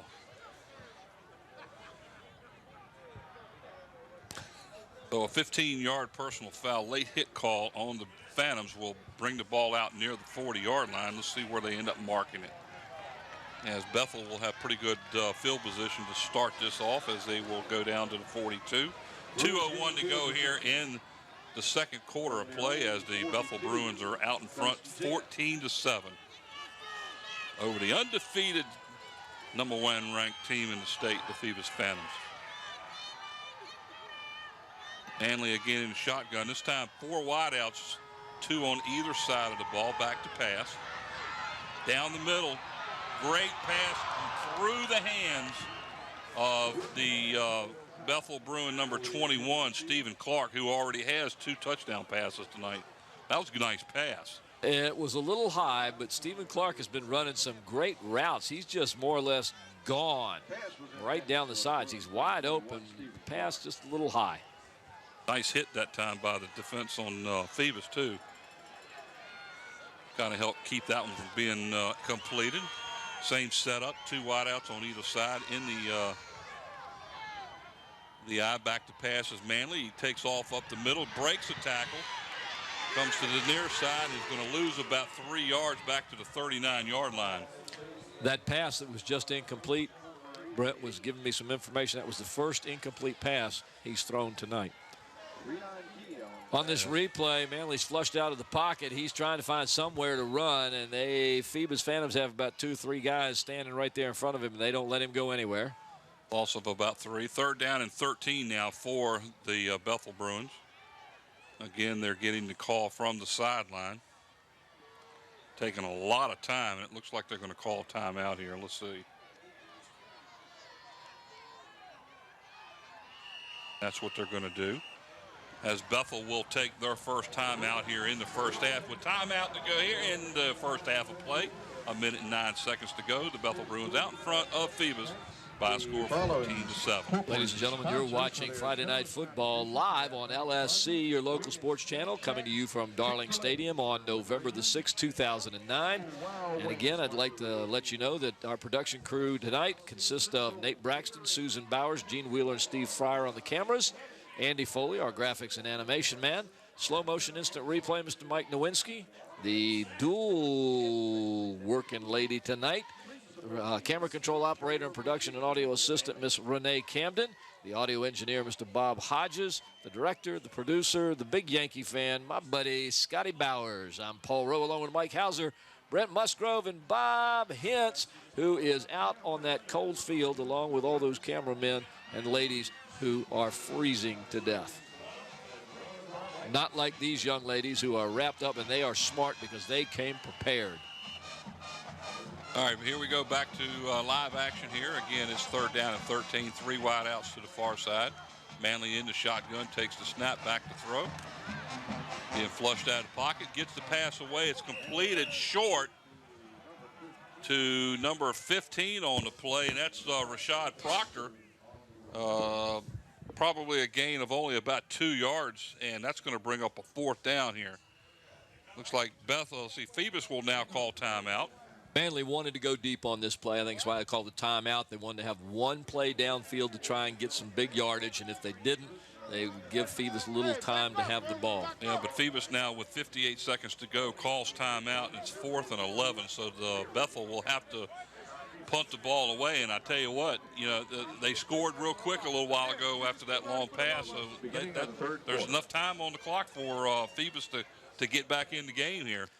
There is, but again, this Bethel defense has played tough the entire game, so they've only got to do that for 58 seconds right now. Bob, you got something for us at halftime? I sure do. I got a special guest down here, guys. All right.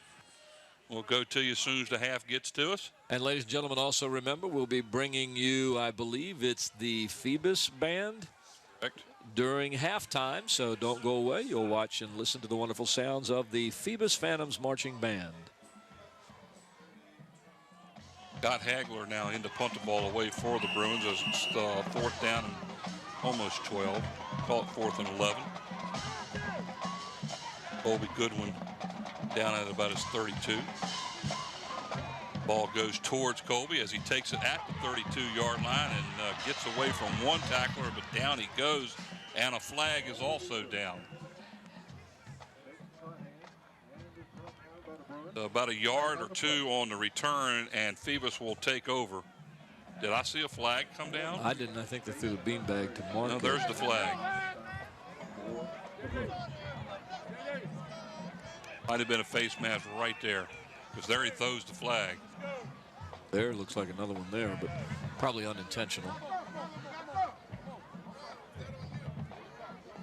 During the return, blocking the back against the returning team, 10 yards from the spot of the foul, 1st down. Going the other way. Yes, sir.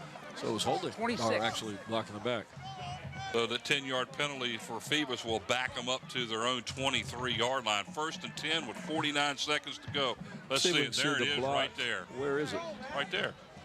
I don't see it. If they back it up a little bit, you'll see him hit him right before. Okay. Right before he got to him. I'm sorry. It was actually a good call.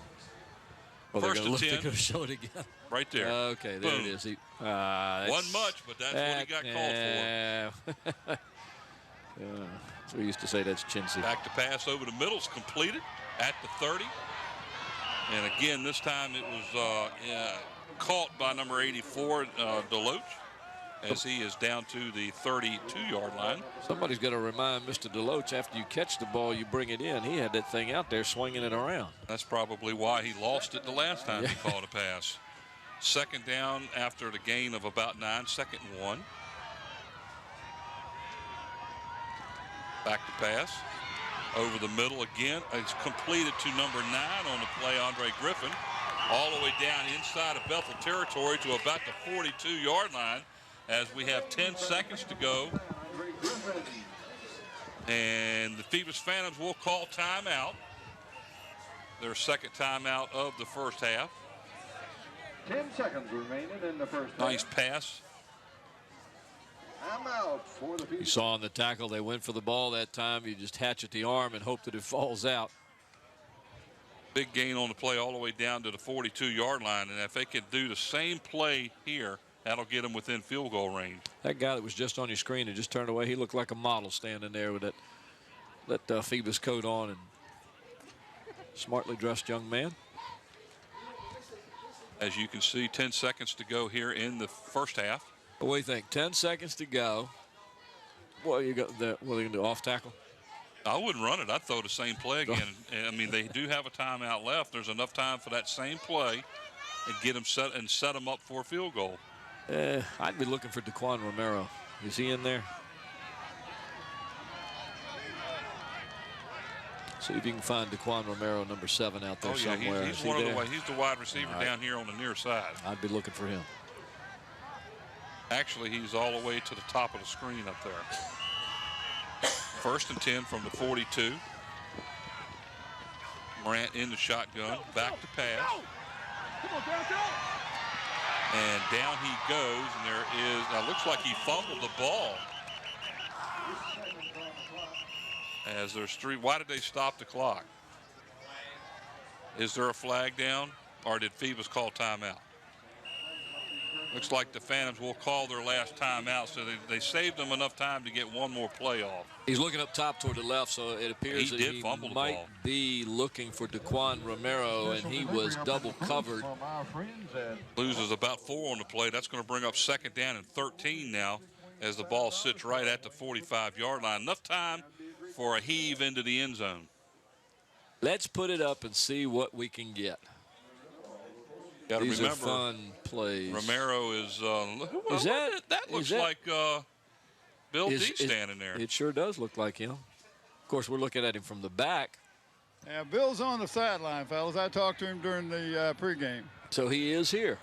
He's here watching his former team. I can see him here. Yeah, well, this is the back. It looks like him from, not that you can tell anybody from the back, but it just looked like his face from the side there. Here we go, 2nd down and long. 3 seconds to go here in the first half. 5 wide receivers as Morant back there by himself, so that front line's got a job to do there, and being flushed out and almost goes down. He breaks free, still fighting, but down he goes as the Bethel Bruins had that one well covered, as Morant will pick up about 4 yards on the play, and that's it. So we've come to the end of the first half of play. The Bethel Bruins lead this one by a score of 14-7 at Darling Stadium. Let's send it down to the sideline where Bob Hintz has a special guest waiting down there. Thanks, guys. I got Beth Mayer down here, who is the coordinator of athletics in the city of Hampton. The big deal is the football, because all the teams play here. It's not like at your regular school where you have the athletic director doing it. You have to coordinate everything. Yes. We start really early in July, and we start getting our stadium workers together, concession stand people together. We do some improvements on the stadium, which is done by the city of Hampton. And I mainly coordinate all the efforts to make sure that on the first game kickoff, we're ready to roll.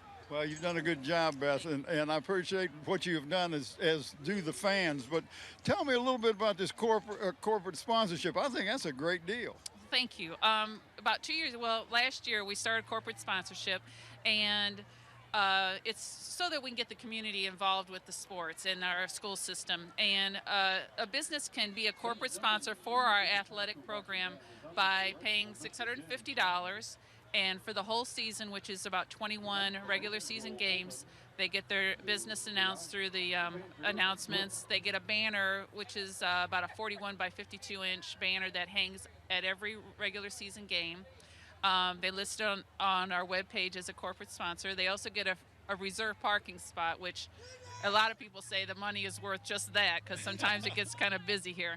And I get one other thing, and I can't remember. Oh, we have a media guide this year. It's the first year that we've ever done it, and they get an advertisement in the media guide. Well, that was my next thing about this medium guide. I love this thing because you got all the teams, all the Hampton school teams with the rosters in there.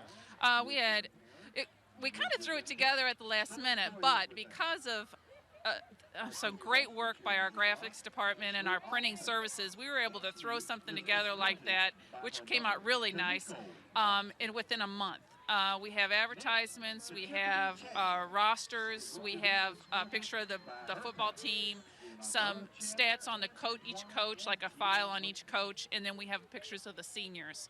I think we're looking to really, really beef it up next year. I'm looking forward to it because we're going to start like in February to try to get advertisements in there and just start getting it. And all the advertisement money as of the corporate sponsorship all goes straight to the athletic departments at each school. Oh, that's great. Yes. Now tell me a little bit about the attendance. Has attendance improved? Attendance has been up this year. Every game we've had more people than we've expected. We've made money on a lot more games than we did last year, and it's great. It's nice to have a lot more people here to enjoy the experience. All right, now we're getting ready for the playoffs. Now we have a different system. The game's going to start different. The tickets going to be a little more expensive, and they're going to be able to get them at school. Tell me a little bit about that. Okay.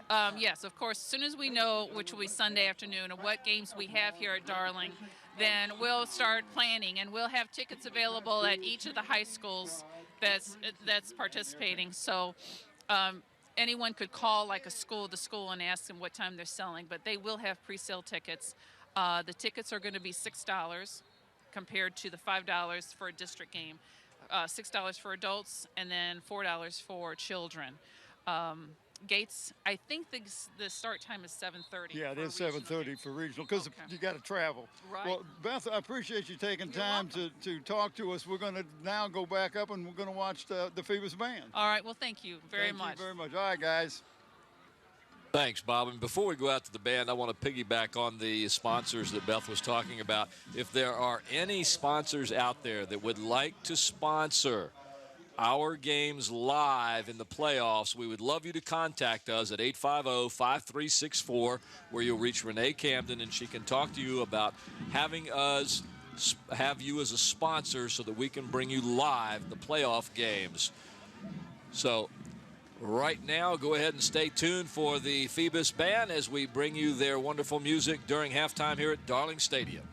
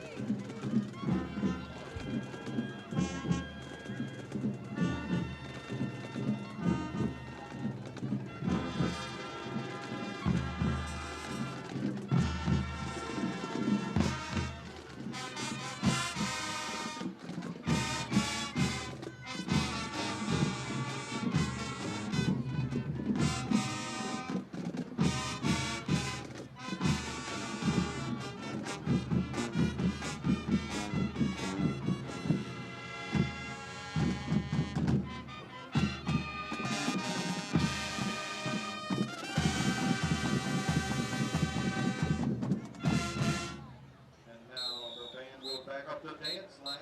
The dance line is going to perform to Smooth Criminal.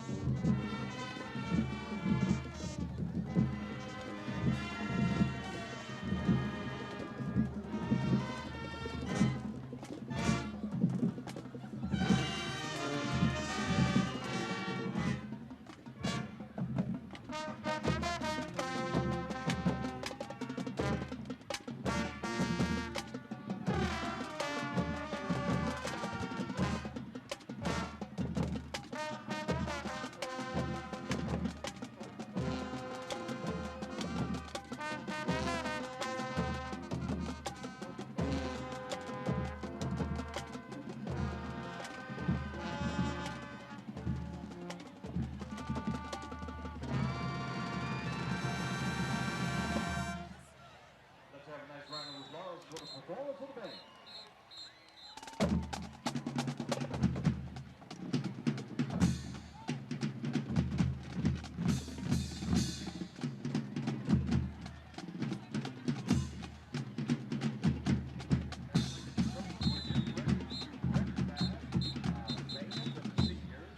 Future Phantoms.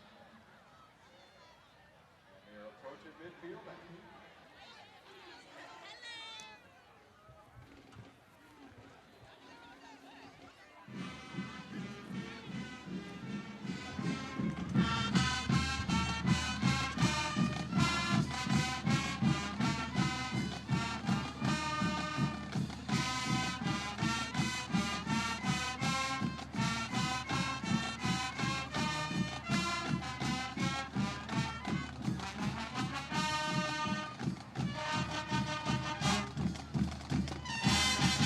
The Phoebus Phantom Pipe Song, ladies and gentlemen. Let's have one round of applause for the Phoebus Phantom High School Marching Band as they proceed to leave the field.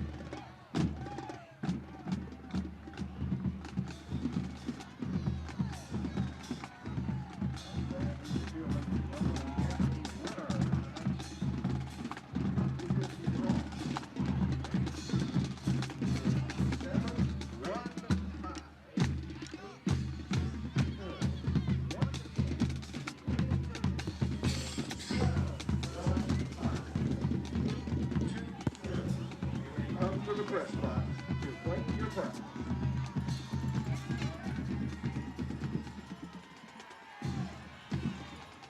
Ladies and gentlemen, the teams have returned with a All right, welcome back here towards the end of the halftime festivities here at Darling Stadium. Again, the score, the Phoebus Phantoms trailed the Bethel Bruins by a score of 14-7, and a very interesting, well-played first half by the Bethel Bruins, let me tell you. Oh, it was an excellent first half played by the Bethel Bruins, Mike. We figured that they would come out passing, and they came out running. They came out running. They came out running. Phoebus came out passing, and just everything that we talked about in the pregame between our discussions with the coaches, the discussions between you and I up here, and things that both of these two teams have done all year long, just throw it out the book because they did exactly opposite. They did that, and I'll tell you what, doing it opposite like that kind of worked in the favor of the Bethel Bruins because they were able to establish that run, and then out of that good running game that they picked up, they were able to throw the ball very effectively. In fact, they had some nice passes downfield that went for touchdowns. That's right, 2 touchdowns. Joining us up here is Bob, and what do you think about the first half there, Bob? No, I'll tell you one thing, fellas, a lot warm up here than it's down in the field. But I believe Paul has hit the nail on the head. The Bruins are just controlling the line of scrimmage, and they're kind of dictating what they're going to do. And the Phoebus Phantoms are used to firing off that line, and they're not firing off that line. It almost as though back for a pass. It almost looks like they're playing not to lose. It seems like. Well, I don't know if they're not playing with a sense of urgency. Right. And I think that's what you can find out. Bethel, as Coach Nelson told me, this is their second playoff game. That's right. We'll show you some first half stats as they can get them put up on the screen for us as Andy's compiled them, and there they are. It's pretty much tells a tale of the first half. Look at the passing yards. Phoebus 99 yards, but you got to remember about 50 yards of that was on that one play down to the 4-yard line. And look at the rushing yards. Bethel's defense has just stifled Phoebus. Look at it, 7 yards. That's not even half of what they normally do in a first half all season long. Yeah, that's unheard of. 5 penalties for the Phantoms, 48 yards. 2 penalties for Bethel for 10. There was 1 turnover, which was costly for the Phantoms as the Bruins went in and scored after the turnover. And the time of possession really wasn't that far off. 3 minutes doesn't really equate to a lot in the first half, but total yards pretty even. Very much even, Mike. But on the right-hand side there again, that rushing yards for the Phantoms, 7 yards in the first half. They're used to getting 245 yards a game. And the total yardage, 106. They're used to getting 300-plus yards. So right now, kudos to that Bethel Bruins defense as they're doing a marvelous job. Hey, Manley, 1 incomplete. Was it 6 for 7? That's unbelievable. And 2 touchdowns. Yeah, he's had some good routes run by his receivers tonight, and he's had plenty of time. Yeah, the offensive line has been able to keep that tough Phantom defense from penetrating. Well, that turnover by Phoebus hurt the Phantoms a lot, because a couple plays later on that nice fake by Manley down the sideline to Clark for that touchdown down in the far right end zone was an outstanding play. That pump fake, and when he let loose with it, it just hit him in stride, so it was perfect. Now, I couldn't see it from down there, but I could see him do the hitch like he was pump faking, but that ball looked like it had to be right on the money. It was. Yeah, we'll see just what Coach Stan Sexton had to say here at halftime, because he needs to get this team fired up.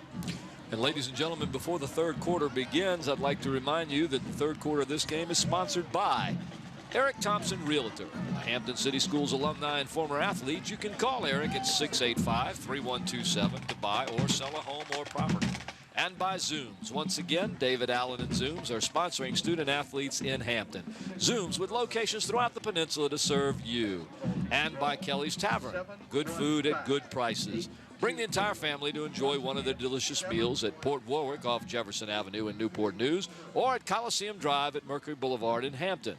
And by Tidewater Team Sports, located at 11839B Cannon Boulevard in Oyster Point, Newport News. Tidewater Team Sports offers screen printing, embroidery, uniforms, and apparel. Call 594-0411 and talk to David Chubb or Terry McNamara. And by our newest sponsor, Coliseum Central.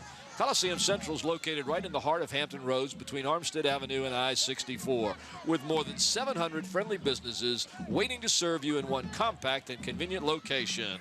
Coliseum Central. Get centered. And Bob, get comfortable. I found a place that's a lot warmer and a much softer seat. Brett Baker for the Bethel Bruins is teeing the ball up now as he gets ready to kick it off to start the third quarter play. Let's see what kind of adjustments that Stan Sexton made with this Phoebus team. You know, he's got to get him fired up, number one. Number two, he's got to make some adjustment to get, if he's going to pass the ball, you got to protect your quarterback. But they need to run the ball. If they run the ball, they're going to have better chance of passing it. So this team is suited for running. They've shown it all year long, with the ability to pass the ball if need be, but that's not what they did in the first half. A little short kick, and it looks like Bethel was offside. That's going to cost them 5 yards. They'll have to re-kick on the kicking team, 5 yards, re-kick. So they'll come back and tee it up at the 35, and everybody else will move 5 yards forward. Do you think he might be doing that because he didn't want to get the ball to Colby? That's exactly right. I think Colby was fired up at the end of the first half as he took that kickoff return for about 40 or 50 yards and then took the first 2 ball carries, got some big yardage. Of course, one of them called back because of the penalty. Baker tees it up again, this time at the 35, and will again kick it off. Colby Goodwin standing down inside his 20, down at about his 17-yard line. Let's see if Baker will try to keep it away from him again. He does. It's almost like a... Oh, my gosh. Phoebus has actually just let the ball go, and nobody went after it. And I believe the Bethel Bruins have come up with it. You are right, I believe. Yes, sir. Yes, sir. That looks like number 11 on the play for Bethel. Ira Harris recovers the kickoff, and Bethel... Well, Phoebus stood there and looked at it. Like, okay, we'll wait and see what happens. Watch this replay. Here's just a pooch kick. Now look at, he starts, well, you didn't see it right before it hit, but right before it hit, he just backs off, stands there, and then realizes, oh my gosh, I got to get the ball. And too late. Well, Bethel again with a turnover has the ball to start the third quarter of play in an outstanding field position at the Phoebus 37-yard line. Hand off up the middle. That was Mr. Bennett again.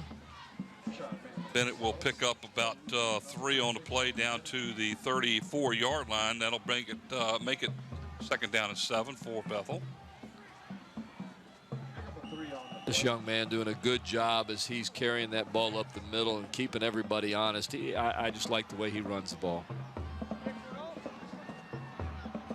And if Bethel can take the ball in, that'll demoralize the Phoebus Phantom to start the third quarter of play. Back to pass is Manley. To the outside, it's completed inside the 30 down to about the 28-yard line. That receiver just went down, did a little hook about 8 yards down, and nobody was on him. No, he stayed back. Yeah, Stephen Clark on the reception. Clark has run some great, I know I've said this twice before, Mike, he's run some great patterns, and look, there's nobody in there. All of a sudden, whoops, we better get over there. About 2 yards shy of the first down, third down and a long 2.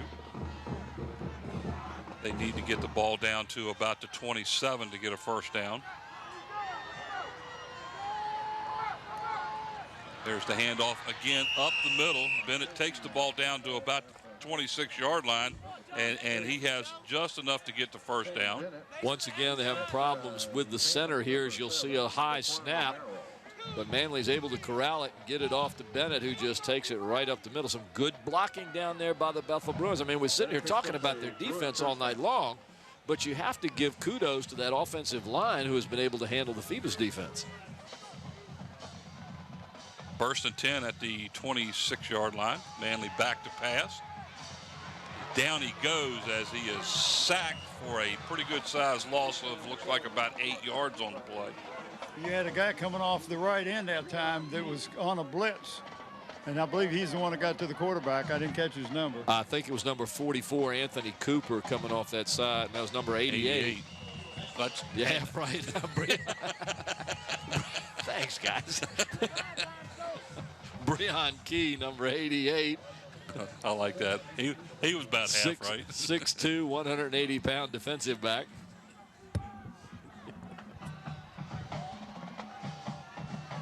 We're going to put you back down on the field. Second down and about 18 for the Bruins. Manley hands the ball to Bennett. No, Manley keeps the ball, comes to the near side, gets inside the 30 down to about the 27. Looks like he picks up about 6 on the play, but he's well short of a first down, and it's going to bring up third down and long. That was an interesting handoff, Mike. If we see it on the replay here, he put his hands inside Bennett's arms with the ball. And, oh, yeah, we'll see. Watch this. He just kind of holds it there. Look, hold. And now he decides, well, we'll pull it now. It's almost like a last-second decision. And he pulled it out with one hand.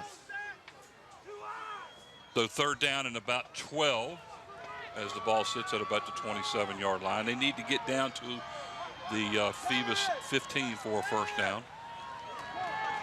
Back to pass Manley. Down to the left, inside. Oh, is it in? Almost intercepted. Great defensive play. We got might be like a holding number 21. Play. Got a flag on the play there, Mike. All right, Stephen Clark, the number 21 defensively on the play that time as Dontrell Jones almost came up with the interception. As we wait to see what the flag is. Nice. Preliminary holding. It's holding. And okay. From the point of the infraction, you got to take it. Because I don't know how well this guy kicks extra. He does. He can kick the ball. Yeah, number holding 3 against the offense. That penalty's declined. Fourth down. Wow. Number 3, Derek Thomas was the intended receiver for Bethel. Incomplete pass. Now, if they tried a field goal here, it would be about a 43-yarder, but it looks like they're going to go for it on fourth down. I'm surprised that he didn't take the penalty because, you know. Well, with his passing today, that may be the reason why. Fourth down and about 12, and the ball snapped over his head, and that's going to work out outstanding for Phoebus. They didn't call that play, but that's a good call for them. Yeah, Scotty from the booth, from the truck said that's better than a punt return. Well, and the problem with that is that goes down as a sack. Yes, it does. And it's not his fault. Well, the ball was snapped right over his head. Well, I mentioned earlier, if this were baseball, the pitcher and catcher need to be talking to each other right now. Watch this ball just sail right over top of Manley's head. Well, this has been an experience all night long with between the center and a lot of the snaps have been high. He's had to go off get up off his feet in order to try to stop some of them. This one, it didn't matter. He wasn't tall enough. 1st and 10 Phoebus. Colby Goodwin on the carry all the way down to the Bethel 44-yard line. But you see how a good job he does of slipping that tackler? Look at the Buffalo. He's got some wings down there for you, Mike. Yeah, what is it, Buffalo Wild Wings night here? Yeah, tonight is Buffalo Wild Wings night. They have a booth set up on the far side of the field to the left by the stands. They started selling Buffalo Wild Wings at 6 o'clock this evening, and I believe they'll sell them until about 9, if I'm not mistaken. They'll at least big promotion here at the stadium. End of the 3rd quarter. Yeah, end of 3rd quarter. Yeah. Looks like he's about 2 inches shy of a first down. As we've been saying all along, give the ball to Colby Goodwin, and he'll pick them up for you. And are those? I don't eat wings, guys. So Buffalo Wild Wings, is that a pretty good place to eat wings? Bob's going. He doesn't eat wings either. Oh, I love wings. Oh, but you've never been there yet. No, I've not been Mike? Anybody up here? You've been to Buffalo Wings? No. Brent hadn't been there either. We'll have to make a point to go. Exactly. 2nd down and about 2 inches here for the Phantoms at the 43-yard line. Straight up the middle, plenty of yards for a first down. They'll get near the 41-yard line where Phoebus will have a 1st and 10. Did you guys see how the Phoebus line came off of that? This is what you've been talking about all night long. They're used to doing that, Yes. making that push forward. They haven't been doing it all night long, but I'll tell you what, on that last play they did. And on the play before when Colby ran it, they did. 1st and 10 inside the 42 of Bethel. The Phantoms on a drive here. Trail 14-7, 8 minutes and 13 seconds to go here in the 3rd quarter play. Morant hands the ball off to Colby Goodwin, and he slips and falls backwards at about the line of scrimmage, and that's pretty much it. You know, that's the 3rd runner I have seen slip on that field out there. And did they have rain in this area? No, it's it rained last night. I walked out on the field. It's not that way, but there's a little bit of dew on it, just enough because of the temperature that evidently it's making it slippery. Huh. I was out on the field talking with Dickie Van Dyke before the game, and the field was quite dry. Did you slip? I did slip. You slip. Dick Van Dyke, huh? If I slip, I have a hard time getting up. But he didn't cut either. That's right. There's a little swing pass to the far side, and it's complete. And there is a flag down. It's probably going to be a roughing the passer. And it's close to a first down anyhow, and that is a roughing the passer against Bethel. So that'll be 15 yards added to the end of the run, or the pass. Let's see what. Oh, yeah. Nice little pass here, and the receiver was able to get open in a little hole. Like Andre Griffin, number 9, on the play. Jeff Nelson is not happy over there for Personal foul, roughing the passer against the defense. That's tacked on 15 yards from the end of the run. Wow. Ooh, that one hurts Bethel. Guys. So 15-yard penalty against the Bruins for roughing the passer, puts the ball all the way down inside the 20. So the Phantoms on the move here, 1st and 10 at about the 18-yard line. big penalty here for the Phantoms. Would you say that was a big penalty, Paul? Paul said it was a big penalty. It's a big penalty. Okay. That's huge right there. In the I formation, Goodwin, the tailback, gets the ball off the left, breaks a tackle, goes outside. There is a flag. He's down inside the 5-yard line, but we're going to have to wait and see if the flag is thrown against the Phantoms. It looks like it's going to be against the Phantoms. Block in the back or holding maybe. Let's see if we can see the flag. Holding on the offense. That'll back the Phantoms up. Yep, I never saw a hold. I never saw anything there. Yeah, I know. We didn't see any hold there either. Here's the flag coming out of the right-hand corner, top corner. Holding on the offense. 10 yards to the spot of the foul. Remains first down. I didn't see anything there at all, but Again, we're up here, guys, and so is Bob, so he's not our eyes down there. That ends up not If I being was a down whole there, lot. I'd be on the other side of the field. Wouldn't be able to see anyway. It'd be all these people in front of me. That's 10 yards from the spot of the foul, so they'll end up losing about 3 yards on a play. It's still first down, though. 1st and 13 now as the ball sits just outside the 20-yard line. There's the Phantom from the Phoebus Phantoms, showing off his muscles. Bob used to have some muscles like that, and then the air came out of him.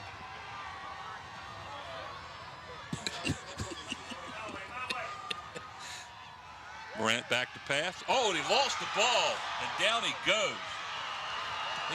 Ball just slipped out of his hand. He's fading lucky back. he ended up with it. Yeah, he was fading back like he was going to throw, and the ball just came right out. And the defense was all over him, too. So after the roughing the passer penalty, Bethel's defense really is stiffened up here. Watch this. This is play action, and he puts the ball in his hands, and boom, it goes the wrong way. There was nobody behind him to catch that one. Didn't look like one of those kind of shots you can show on Football Follies, you know what I mean? Back he goes. 2nd down after the loss. Looks like about 24 yards. Wow. 25 yards. Pitch right with Colby. 3 wide outs to the near side. Goodwin standing beside Morant. Morant back to pass.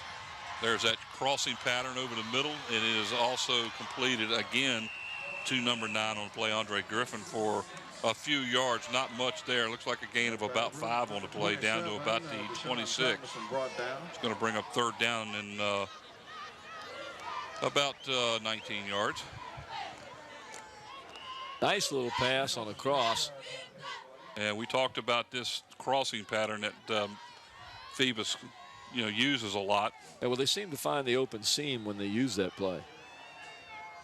And I think all but one time that they've actually done it has been a completed pass. Keep your eyes on Daquan Romero here. 3rd down and long. Over the middle. Completed again to Griffin. Down to the 10. And that is just shy of a 1st down. Looks like he might be about 2 yards shy. It looked like it might have been a face mask on the tackle. I don't know if we got it on. Now watch this But replay. they'll give him the 1st down. There's the catch. Now watch as he comes down. Here's the tackle. Face mask against the defense. 5-yard There's penalty the with face a mask on the end as of he's the run. turning his head around. He was almost looking backwards on that one. Look at that. It's still holding him, too. He didn't Face even let him mask. go.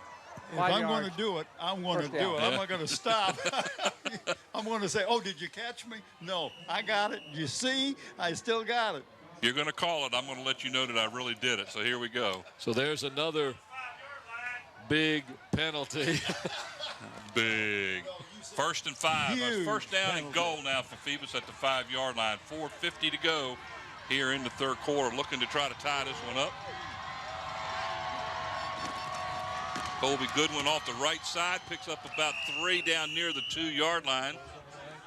The last time they were down there, run the same play. That's right. About the same results, picked up 2 or 3 yards. They're going to go off left side this time or maybe off guard and score. That's what they did last time. They're going to try to do the same scenario. Well, that's the Phoebus game. You run, run, run. I mean, you remember Thunder and Lightning. You get down here, it's just give, go, boom, in. And that's the way Phoebus builds their running game. Smash mouth football. Yes, it is. 2nd down and goal from the 2-yard line as we are down to 4:15 to go here in the 3rd quarter of play as the clock continues to run. 14-7 as the Phantoms try to tie it up here. So Goodwin again with the same play off the right side, and I thought he was he got it. But this time he looks like he's about a half a yard shy of the 1st down. That'll bring up 3rd and goal. Well, here we have a case of we remember what they did when they needed to pick up that 1st down, just inches. But that front line can get a movement just to let the quarterback take it in. Yes. They're not This going time to do Goodwin that. takes it to the left. Now and he he does. scores. as the Phantoms have come back, and they're an extra point away from tying this up. That's why I'm not coaching. Well, I agreed with you. The surge they got on that quarterback run a little while ago, that's what I would have called down there. But again, who knows? It may have worked. It may not have worked. That one did. And you give your ball to the guy you know can get the ball in the end zone. That's Colby. He's done it all year long. White Shane. Yeah, he's done it about 19, 20 times, so he knows how to do it. Eric Anderson now to try to tie the game up with the extra point out of the hold of number 2, Paul Morant.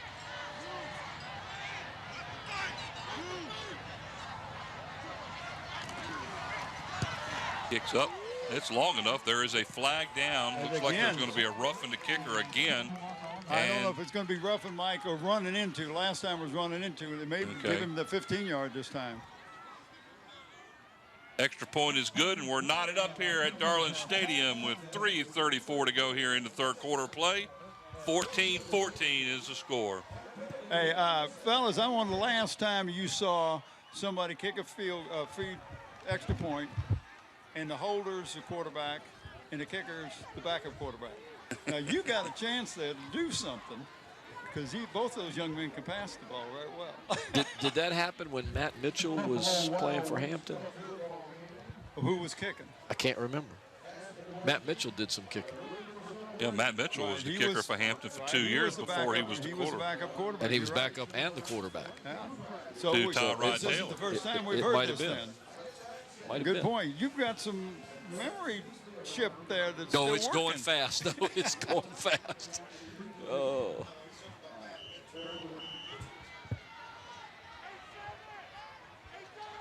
So the score is all tied up here with 3:34 to go in the third quarter of play as the Phoebus Phantoms have come back to tie it up. You're watching Friday night high school football live from Darling Stadium, November the 6th, 2009, as we bring you what could be our last live game of the year. Again, we're looking for a sponsor. We need to pay the region $1,000 in order to bring the playoff game to you live. So that's per game, too, though. That's per game. That's so right. if you'd like to see a playoff game live on LSC, Local Sports Channel, and you're willing to sponsor $1,000, please contact us at our station, and I'll give you the number in a little bit. Taken at about the 8-yard line, straight up the middle to the 30, as Bethel will take over 1st and 10 from their own 30-yard line.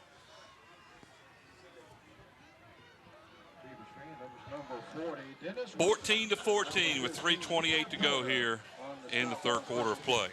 We got some sponsors, Paul. We might. I tell you what, the guys out at Jack's, if they all got together and pooled their money, we're liable to get $1,000 so that we can show that game live. And they can sit down there and watch it. Exactly. You won't have to come out here in the cold. Van Costas, all the people that are watching it around. There's a barber shop that watches our games, Walt's Barber Shop, Big Walt. Ronnie Sanders on the handoff up the middle. Nothing there. It looks like he's going to lose about a yard on the play.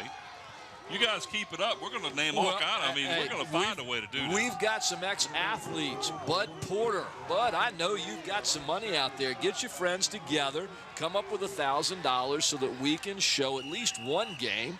He can take a lean on that Thunderbird he drives. Well, he can take a lean on anything he drives. He leans on it all the time. Freddie Eubank, you and Billy Wilson get together with Ashby Smith and a few other guys. Get us up $1,000. I mean, we did it for the reunion. We can do it for this. There's a pass to the near side. Pass ends up being incomplete, but that was a nice tackle by his own player. They smelled that play out. Yes, it did. They smelled it out. They made that adjustment because that thing has been picking up yardage all night long, hasn't it? Oh, wow.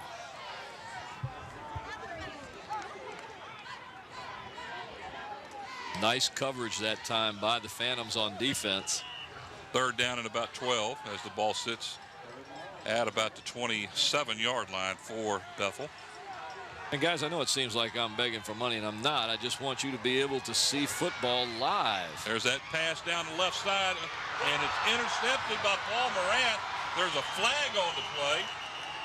Morant takes the ball all the way down the field to about the 40-yard line where he steps out of bounds. Let's see what the flag is. We may have an interference here, but I didn't see interference. No, I think the interference was on the offensive guy who grabbed the jersey. Watch and see if he doesn't grab the jersey. I don't know. I don't see any. I don't see anything. See no flag there. You don't see any flag. I don't see a call for a flag. That's right. Well, this is going to be real interesting. Looked like a clean interception to me. There he's waving it off. Okay. So Phoebus intercepted the ball.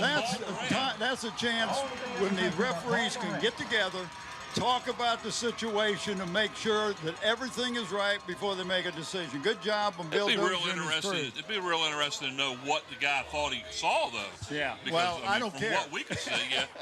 But at this point, you don't take this game away from the young men out there. Jeff Nelson will tell you what he thought it should have been. And he's not. Paul, you got a good point on all the people that watch this game that are some of the alumni from these different schools, have businesses. Dig deep. We want to bring this game to you live. Yes, we do.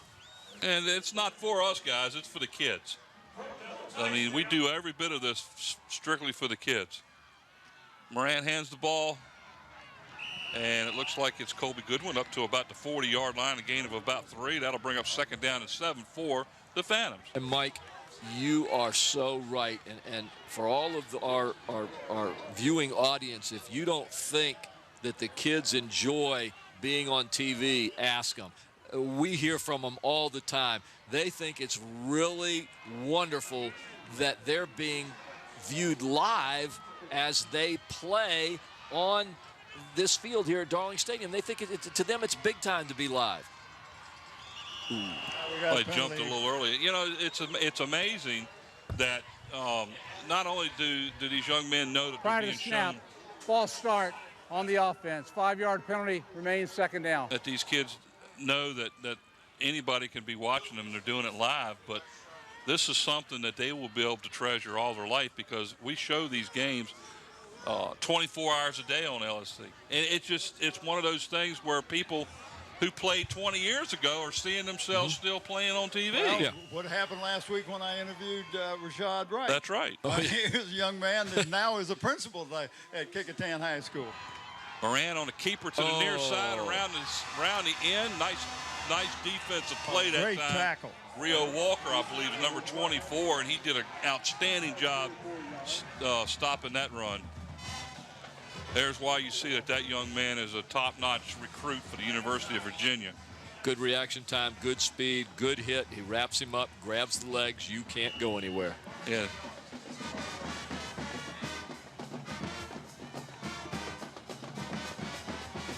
Third down after the play, and looks like about 8 as the ball sits at the 41. And Riho will be participating in one of our military programs. Would you call it, Scotty? A marketing program that we'll be running here at the station, and he'll be participating in that in coordination with the military and Hampton City Schools. Back to pass. The pass is completed to number 7, Daquan Romero. All the way down to about the 22-yard line, and Bethel's defense right now is struggling a bit as the offense for Phoebus has really come alive. Well, and he got right behind the linebacker in front of the defensive back, right where the opening spot was, and Morant delivered the ball. But you're right, looks like a different team than the first half, doesn't it? It does. It just looks like that the team is out there now wanting to play. Coach Sexton must have had a pretty good talk. I'd like to have been a bug on the wall listening in there at halftime. Look at Colby Goodwin ball his way inside the 20 down to about the 18-yard line. I want you guys to watch this. Colby Goodwin gets the ball. Watch. He'll get it. He'll come through the line. Watch. He stops and says, okay, where can I go here? He picks up 1, 2, 3 yards after he stopped. He just kind of stops and assesses the situation. Boom, slides. Nice. Surprised his feet didn't go down from under him. It's been slipping out there all night, but he did a good job of making a change and going to the left. Now we're going to have a timeout, it looks like. The end of the quarter. Boy, was that a fast quarter. At the end of the third quarter play here at Darling Stadium, we're all tied up here. the Phoebus Phantoms 14 and the Bethel Bruins 14. You're watching LSC Live on November the 6th, 2009. And ladies and gentlemen, the fourth quarter of this game is sponsored by Park Lawn Wood Funeral Home, located at 2551 North Armstead Avenue. They've been serving the Peninsula family since 1909. And by Zooms, with locations throughout the peninsula to serve you. Longtime sponsors of Hampton City Schools and student athletes, Zooms. And by Kelly's Tavern, family dining with some of the best burgers in town, located on the peninsula at Port Warwick off Jefferson Avenue in Newport News, and their location on Coliseum Drive at Mercury Boulevard in Hampton. And by Tidewater Team Sports, your one-stop sports headquarters for screen printing, embroidery, uniforms, and apparel, and they're located at 11839B Cannon Boulevard in Oyster Point, Newport News. Call 594-0411 and talk to David Chubb or Terry McNamara. And by our newest sponsor, Coliseum Central. Coliseum Central, located right in the heart of Hampton Roads between Armstead Avenue and I-64. More than 700 friendly businesses wait to serve you in one compact and convenient location. Coliseum Central. Get centered as we watch a beautiful shot of the skyline and the moon up in the right-hand corner. Did you see the 3 stars underneath of the moon, though? That was That's not all stars. That was planets. Okay. Help him out there, will you? He didn't know the difference between the planet and a star. Well, when they're that far away, who cares? Well, he's sitting next to me. What do you think?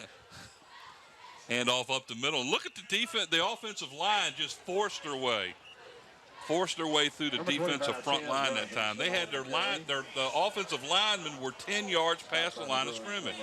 19, Chris Copeland. Gain of about 4 on the play. That's going to bring up 3rd down and 4 now. Look at that replay as they surge forward. Look at all of them all the way up, all the way inside the 10-yard line. But the Bethel defense is not giving up. They're still playing tough. 3rd down and 4 now. This is a key play right here. If you don't pick it up, do you kick the field goal? Yeah, he has a kicker that can do it too. I go for it. Goodwin on a carry. Down he goes as he loses his balance, and he goes down at about the line of scrimmage. That will bring up a 4th down play, and let's see what Coach Sexton decides to do. And here comes the field goal kicker, number 4. Yeah, that's a smart thing to do. Oh, he tripped. He wasn't close enough. If you got down within a yard, you might think about trying for it. But I think it's a good move on the Coach Sexton's part. And Morant will set it down. Looks to be at about the, we'll call it the 25. It'll be a 35-yard field goal attempt by Eric Anderson. How about a pickup by Morant taking off with it? The snap, the kick. It's short. He didn't get much into that one, and he was off to the right, no good. So the Bruins dodge a bullet and hold him. Looks like there might be an injured Bethel player down at about the 15, so we'll keep an eye on that. Field goal was no good. He just didn't get a good foot on it. I wonder if he got a good plant. Let's see what happens here, because there was nothing in that. Heel's too far out. Look at that, guys. He's on his heel kicking that. You can't do that. Yeah, he way below, like you hit a sand wedge. You want to pop it up. He didn't need to pop that up. Yeah, no, he didn't get a good plan on that. That's not good. Looks like we have a cramp. They're trying to stretch that muscle out. So Bethel holds, and we'll take over 1st and 10 from their own 20. Again, 10:24 to go here in the 4th, and we're tied up here at Darling Stadium, 14-14.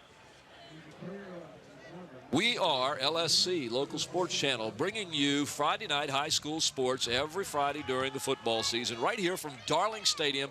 In my opinion, the best venue for high school football in the area. I'm Paul Rowe, and I'm up here with Mike Hauser and Bob Hintz and Brent Musgrove. A great crew, always wonderful and a pleasure, guys, to work with all of you all year long. Well, I don't know about the other guys, Paul, but I've enjoyed your singing. I could shock you with some information.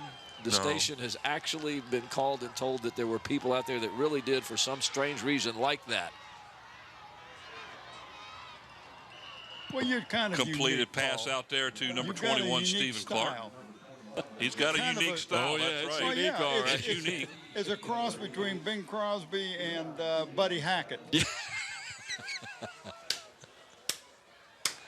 Hey, we'll take it. We'll take. Scotty just said we had somebody called in and said we'll give 1,000 if he doesn't sing. I will not sing for the rest of the season. Oh, man. You know what you're missing, guys. Handoff this time again. The snap was fumbled. A low snap, Mike. Yep, it was. How many times have we mentioned the snap being a problem tonight? Sam Bennett will pick up a yard or two, and he's about a yard shy. 3rd down and 1 for the Bruins. There you see the booth up there where we come to you from. We got some great seats right here on the 50-yard line. I'm at the 45. You're younger than us. 3rd down and a yard. Bennett again, this time good defense as the Phantoms had that one covered. He's close to a 1st down, though. He was able to get to the 30-yard line. If he touches the 30, it's a 1st down. That was good second effort on that, guys. They had him stopped a yard shot. All he has to do is put what the a ball great in the spot. yard. They got a good spot. Yeah, boy. Well, they're going to give it to him. Yep, they got the, for all he had to do is touch the 30 because they started from their own 20. That means they went 10 yards? That's exactly what they did. They went 10 yards and about 3 inches. Look at that. The ball sits right over the... 1st down. I'm going to hit him. I'll hold you, coach. Oh, goodness. 1st and 10. Manley back to pass. Oh, and down he goes. He was lucky he got the ball off. He waited just a little long to throw that one. Looks like Did the he ball, throw it? Yeah, he threw it. Watch Yeah, it. they're going to give him an incomplete pass. Yeah, because he was on his way down as he threw it. Watch this. His feet were not, his knees Yeah, he threw hadn't it. hit He yet. threw it. So, and there was a player in the vicinity right there. But nobody opened up. He was waiting for somebody to come open. 2nd down and 10 now. Ball still sits at the 30. 4 wide outs. 2 on either side of the ball. Manley takes the ball straight up the middle, picks up a few yards, and down he goes at about the 34. Gain of 4 on the play. That'll bring up a 3rd down and 6 for the Bruins. I was watching number 44, Anthony Cooper, one of the linebackers on that play. He saw what was going on and just could not get to Manley in order to make any type of a stop. But it was nice to just follow him as he ran, and he saw it and he went around another blocker and just couldn't get it. 3rd down and 6 now for Bethel. It looks like they're going to call a timeout and talk this over. Timeout Bethel, 14-14 with 8 minutes and 13 seconds to go here in regulation. Fellas, I don't know if you remember, but you can go back 10 years when Bill D was coaching Phoebus, and I don't care who was coaching at Bethel. Every year, Bethel played them so tough, and it didn't make any difference who had the best record. When they played Bethel, it was like you had to flip a coin. You had no idea who was going to win this ball game. And that's the way it is tonight, only there's a little more on the line for the Bruins than it is for the Phantoms. Well, I think there's a lot on the line for both sides as we see Bill D on the screen there. You've got the Bruins fighting for a playoff spot. You also have the Bruins trying to get a little revenge on that 52-0 shellacking they took last year. And then on the other hand, you have a Phoebus squad out here that has won 30 straight games. Oh, this will be number 30. Or this will, if they win this, 29. they've won 29 straight games.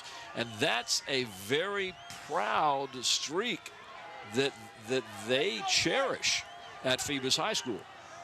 So I think you have just as much desire on both teams. That's why we have a tie score. 3rd and 6.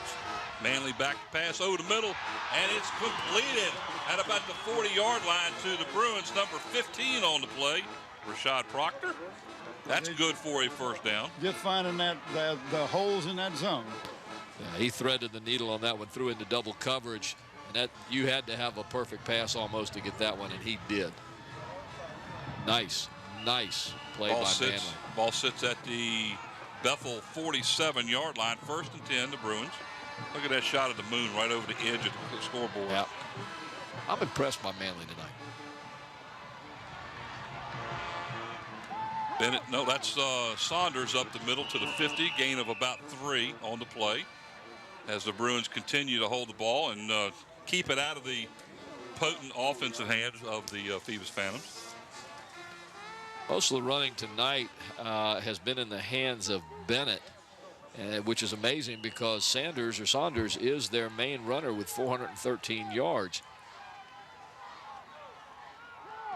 Sanders again, this time he's met right at the line. He's able to get close, maybe about a half a yard to a yard gain, and that's about it. They had him stopped about 2 yards in the backfield. Yeah, Sexton's going to have a talk with somebody. On the floor or on the field out there, but he was hit and then still right here and then picked up another couple yards to get back to the line of scrimmage. That's not Sanders that got hurt, is it? He was hit hard on that play. I have to wait and see who it is. As long as it's not number 1. As long as it's not anybody, actually. I don't see Sanders standing, so that must be him. See a replay of the play, you'll see how hard he got hit after he broke that initial stop. They don't seem to be checking anything in particular. Watch it, boom, right there, right in the rib section. I think that's who it is. I think that is Saunders. Got hit pretty hard in the right side there. It's going to bring up a 3rd down and about 6 now as the ball sits inside the 50. Watch this hit right here, boom.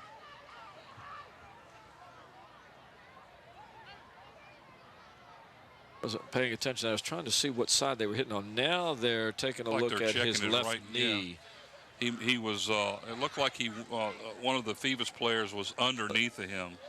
See, we can see who made the hit and how the knee gets doubled back there. 60. Is it 66? 88 maybe. It's 88. That's who it is.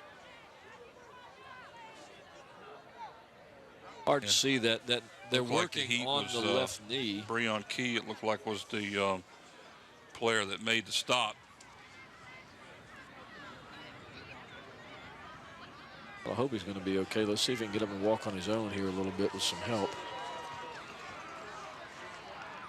Injured Bethel player was running. Well, that doesn't look too good, folks. With 7:13 here in the 4th quarter, we may not see him again, and I hope that knee gets better quickly. You don't like to see any athlete get hurt, but we're a little biased because these are kids, and we don't want to see any of them get hurt at all, period. So we wish him a quick recovery. So Bennett is back in now as the running back as he stands next to Manley. 3rd down and 6. The ball sits just shy of the Phoebus 49. 4 wide outs, 2 on either side of the line. Back to pass is Manley. Over the middle. And it was to Rio Walker, and he couldn't hold on to the ball. Incomplete pass as Colby Goodwin on the defense? Yes. Mike, that was one of the worst passes I've seen him throw tonight. It was rather high. So Bethel will set now to punt the ball away as Scott Hagler, number 68, is in there to punt it. Colby Goodwin back deep along with Tyree Lee for the for Phoebus. Spiral kick taken by Lee at the 25, and down he goes. It looks like he will lose about a yard on the play back to the 24. So Phoebus will take over 1st and 10 from their own 24-yard line. Mike, looks like we've got another Bethel player shook up on the play.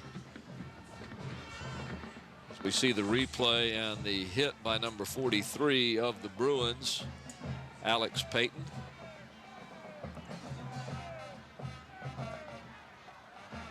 .6:56 to go here in the 4th quarter of play. We're still scored, tied here, 14-14.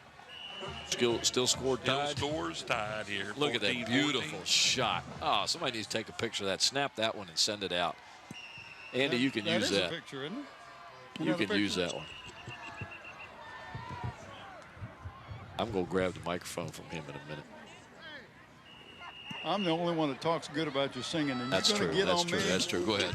That's okay. You're right. All right, we got a timeout. All right, what are we singing tonight? Why? You can't hear. Andy says you talk good about him singing because you can't hear it. Well, I got a 10 here, but I don't know if that's got anything to do with it or not. Well, guys, while we get a timeout here, one more time, I'm going to inundate our audience with a plea, and the plea is for your sponsorship. We would like to bring the playoff games to you live, but each playoff game that we do is going to cost us $1,000 paid to the region. We don't get any of this money. It's not used to pay any of the cameramen or the people in the booth. It has to go to the region for the rights to broadcast the game live. We don't have the capability to do that, but if you would like to sponsor the game, we can bring any game that we can get $1,000 sponsor for, bring it to you live from Hampton. Any playoff game here at Darling Stadium, we can bring to you live. Here we go, 1st and 10 for the Phoebus Phantoms. Colby Goodwin on a sweep to the near side, all the way down to the 38-yard line where he is knocked out of bounds. A gain of about 15 on the play. That's one of the better runs of the night for the Phoebus Phantoms. Let's look at it again. Well, they got to the corner. He got to the corner, got some good blocking right there. Look at that, number 20. Is that 22 or 44? 45. Whichever. We'll get it About right. halfway there, right? OIC said the blind man. Either 44 or 88, right? IC said the blind man as he picked up his hammer and saw. Yes, to his deaf daughter. Oh. OIC said the blind man to his deaf daughter as he picked up his hammer and saw. Goodwin up the middle, 5 yards. Oh, yeah? 8 yards. And he barrels his way all the way to the 46-yard line as he's brought down by the Bruins. His feet never stopped, kept his legs moving, and there's a key to a good runner right here. Watch his, keep him moving, keep him moving, keep him moving. Don't stop. Devon Hodges, number 4, brings him down. Davon Hodges. Davon, how you doing, buddy? Good game. 8-yard gain on the play. 2nd down and 2 as the Phantoms try to break this one open here as with a tie score here. Somebody, you know, little pitch fake there, handoff up the middle. That's the first man. How many times has he got the ball That's the first time tonight. That's the first time we've seen that. Looks like number 70 may be hurt for the Phantoms. He is not getting up. Micah Blakely, number 70, 6'3", 280-pound senior offensive lineman. He's close to a first down too, so the officials are going to stop the clock and they'll bring the sticks out to see whether he had enough for a first down. Good football short. Good football short? Good football, not a bad one, a good one. And no, Lord, he's close. He got the first down. Well, there you go. I'm blind too. I can't hear because I think Paul sings good. I can't see. You got to know I'm sitting in the middle here. To my right is a guy that picks up his glasses and puts them on to see the screen. You got one on the left here that squints his eyes and looks out on the field, and they both turn to look at me. And he can't hear. There was a time when we had an eagle eye sitting where you're sitting. Who was that? That was Tim Cole. He could always tell you. Yes, he could. He could. He knew. He could. First down for Phoebus at their own 48-yard line. He could read the wanted poster on the wall over there. Yeah, it said 5:50 to go here in the fourth quarter. 1st and 10. No, that's number 22 on the carry that time. That is Tyree Lee. Tyree Lee goes nowhere fast as his fired up Bruin defense is set to stop the Phantoms here. Like about a yard loss on the play. Call it 2nd down and 11. Walter Ogden Thomas, 6 foot, 215-pound junior, came in to stop that play quickly. Andre Griffin, number 9, comes in as a wide receiver for Phoebus, and watch him here. This is one he normally gets that little slant pass. He sets himself wide to the right in the I formation. Chaz Robinson now is the lead back, and there's a fumble. The ball's on the ground, picked up by Goodwin at about the 40-yard line. He's going to be able to stretch it close to the 41, but a big loss by Phoebus that time. That was actually number 22, Tyree Lee, who picked that up in the backfield there. Both of these teams have made a lot of mistakes tonight, very uncharacteristic. For the Bruins that time, number 40, Keith Phillips, linebacker, 5'11", 185, just a 10th grader. Got in there to help force that fumble. 3rd down and 17 for the Phantoms. Bethel defense is coming alive again. Yes, it is. Ooh. 3 wideouts to the near side. Back to pass. Oh, what a hit. Was it number 27 on the hit that time? Jaquan Jennings, what a hit. You said it was number 27? Yeah. That was Jennings for the Phantoms. Looking at the Bruins. That's because the Bruins are on defense. Right. So that would be Deshaun Thomas. That would be Deshaun Thomas. We'll get it right. Duh. As I said, ladies and gentlemen, on my right. I'm going to stand behind you. Lord have mercy. Nice punt taken at the 34-yard line. As that's number 24, Rio Walker, on the carry. Pickup of a couple yards on the return, and that's it. Nice punt that time by Paul Morant. Good coverage. Number 22 was the first man down there. Kicking the ball as Bethel now will take over first and 10. 44, it was 22. What? Oh, goodness gracious. It's one of them nights. 3:20. Won't you buy me a Mercedes Benz? What's that? You just lost $1,000. You weren't supposed to do that. Man. That wasn't me. Here we go. It wasn't you. It wasn't me. 3:20 to go here in regulation. Still tied 14-14. First and 10 Bethel. Not much there as Manley is brought down pretty easily by the defense, and he'll looks like he might lose about a yard. Let's see where they mark it. That was a called quarterback draw that time. Loss of a yard on the play. 2nd down and 11. A little bit of a conservative call here as we get down to under 3 minutes. And, Mike, we're going to have to think about players of the game. We're also going to have to think about the possibility of overtime. Has he been won already yet? Hanley back to pass, been flushed out. There's a pass over the middle. It is complete to Clark. Works his way inside the 35, down near the 30. And what a great offensive play that time by the Bruin, number 21, Stephen Clark.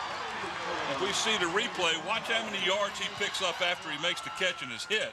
Well, the guy wrapped him up, but he just kind of went for a ride right here. Watch this. Watch this. Watch how they try to strip the ball 10, right there. 50. He got almost 15 yards after he made contact with him.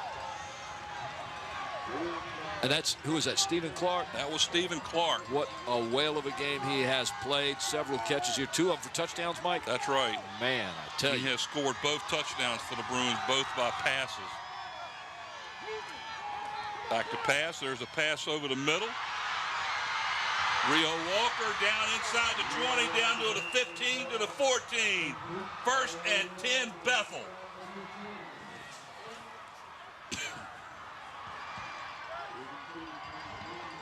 You know, I tell you what, Bethel now is in scoring position.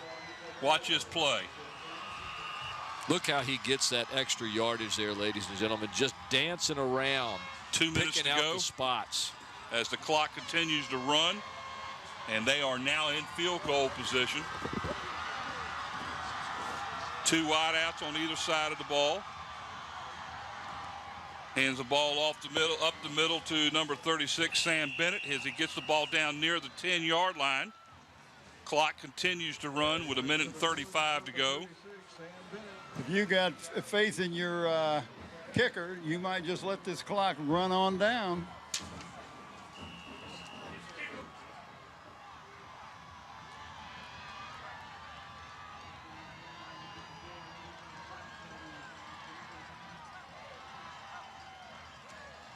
Hanley hands the ball off. Uh-oh, fumble! And Colby Goodwin recovers at the 12. What a big turnover. Oh, man. He lost control of the ball and fumbled it. Watch this. He just loses control of it. And he was knocked out of his hands, and number 38, Colby Goodwin, recovers it. That stops the Bruins. There goes Mr. Kevin Davis coming down from the stands. He's the assistant principal over at Phoebus, and I'm sure he was happy about that last play. This is looking more and more like overtime all the way now.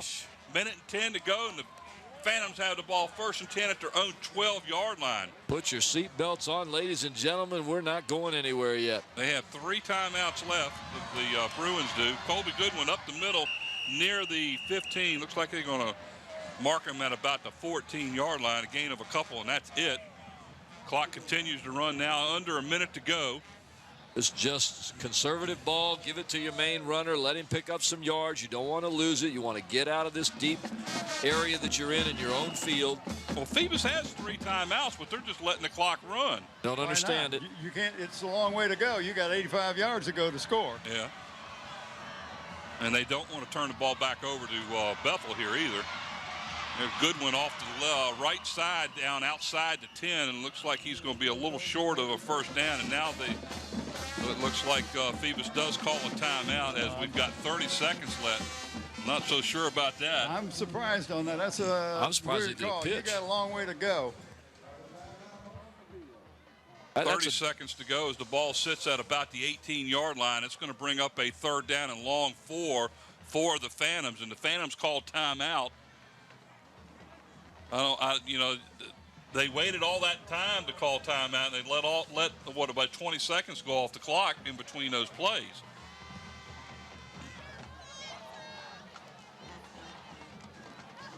.30 seconds to go. It's 14-14. It's the kind of the game that we wanted to see tonight. Yes, it is. It's no doubt one about of the that. best games we've seen all year long. And again, we're bringing it to you live from Darling Stadium, November the 6th, 2009. This game is a huge one. A win by Bethel will put them in the playoffs. A loss, and they're going to have to wait to see what happens in some other games played tomorrow and over on the south side. Well, they basically gave the game away right there if they lose a game because of that fumble, as they were driving deep into territory with 2 minutes to go. Yeah, well, we're going to have to see, because like you say, it appears that Phoebus has decided they're going to be satisfied with overtime. Well, 3rd down and a long 4 for the Phantoms. Back to pass. Maybe not, and it's completed out here to number 7 on the play. That'll stop the clock. That is Daquan Romero at the 29-yard line. It'll stop the clock to allow them to move the sticks. And let's see, does Phoebus call timeout? And they do. Yes, they did. At the 28-yard line. They still got a long way to go, but they only have 23 seconds left, and they're down to 1 timeout. They've got to be careful passing the ball, too. You want to keep it away from the side that Riho Walker is on. You don't want him getting that ball in his hands. He's an exciting player, and is one tough defensive back. You put the ball anywhere close to him, he's either going to get a hand on it, he's going to intercept it, or you're going to wish you didn't catch it. Exactly. They call him a lockdown corner. There are the Phantoms. They're pumped up. Everybody out here is, and like Mike said, this is the kind of game we were hoping for, a real tight one. Well, I'll tell you what, Stan Sexton's taking a deep breath right now after having Bethel down there in 1st and 10 inside the 20-yard line. And unfortunately for Bethel, fumbling the ball away. 1st and 10 now. Morant back to pass. Now he's got to run. He doesn't have any choice, and he gets out to about the 37-yard line. Timeout is called by Phoebus. That should be their last timeout. He needed to make that decision earlier, Mike, instead of waiting so long to decide the run, because he had some open area over there. But the longer he took, the more the defensive backs began to creep. And when he took off the run, he had nowhere to go, really. Well, he was still looking to make that pass. Yes, you he was. Get more yardage by doing that. But you're right. But once he made the decision, then you got to tuck the ball and go. Yes. It's interesting. I was sitting here watching. The play was over there to the right side towards the Bethel sideline, and as Morant was being tackled and calling timeout, number 9, Andre Griffin, was already running across the field to talk to Stan Sexton. Maybe he's got a play that he wants to try to get done here. With 12 seconds to go, 2nd down and 2. Just keep your eye on number 9 here. And also number 7 on the play, Romero, who's their big-time receiver. And as you say that, Rio Walker, well, he was going to the other side. Now he's coming back here. There's the pass deep down the right sideline is intended for the Phantoms, number 84, Deloach. It's good defense on the play, and there's Mr. Johnny on the spot, Rio Walker right there on him.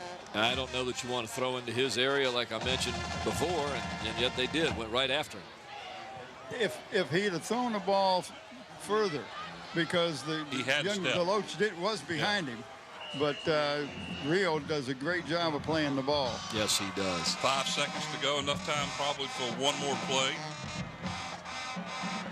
3rd down and 2.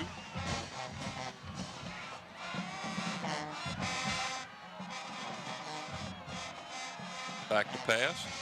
There's a pass over the middle. Looks like it is completed at about the 46-yard line, and time expired. Time has expired. Let's see if they stop it or put any time on the clock. Let's see what happens. Nope, that's the end of regulation time. We head to overtime. Each team now will get the ball 1st and 10 at their own 10-yard line. I don't understand that last play. Why gamble putting the ball up? You just gave Bethel a chance to run back an interception. That's right. If you know you're not going to go for the touchdown, just kneel. I don't know. All right, overtime rules. Tell them what we do. They'll have a flip of the coin. The winner will have his choice of taking offense or defense. And if you're smart, you take defense first. That's right. You want to watch. You want to know what you've got to have. So each team will have 4 downs to score, starting off at the 10-yard line. And they got 4 downs. 4 downs to do score. whatever. That's right. And they hopefully will score. 4 downs to score, either a touchdown or a field goal, and then it'll be turned over to the opposing team, and they will have the same amount of time to do it. And if it ends up tied again, they go to a coin, second. Do the whole thing process again. So we will wait now as both captains will come to the middle of the field and do the coin flip. Well, I tell you what, guys, this turned out to be a barn burner. This is the type of game we really wanted to see. For the last regular season game of the year, the Phantoms have a chance of going undefeated for the 2nd year in a row, looking for win number 30 in a row. And the Bethel Bruins. The record is 32 in a row by the Crabbers. That's right.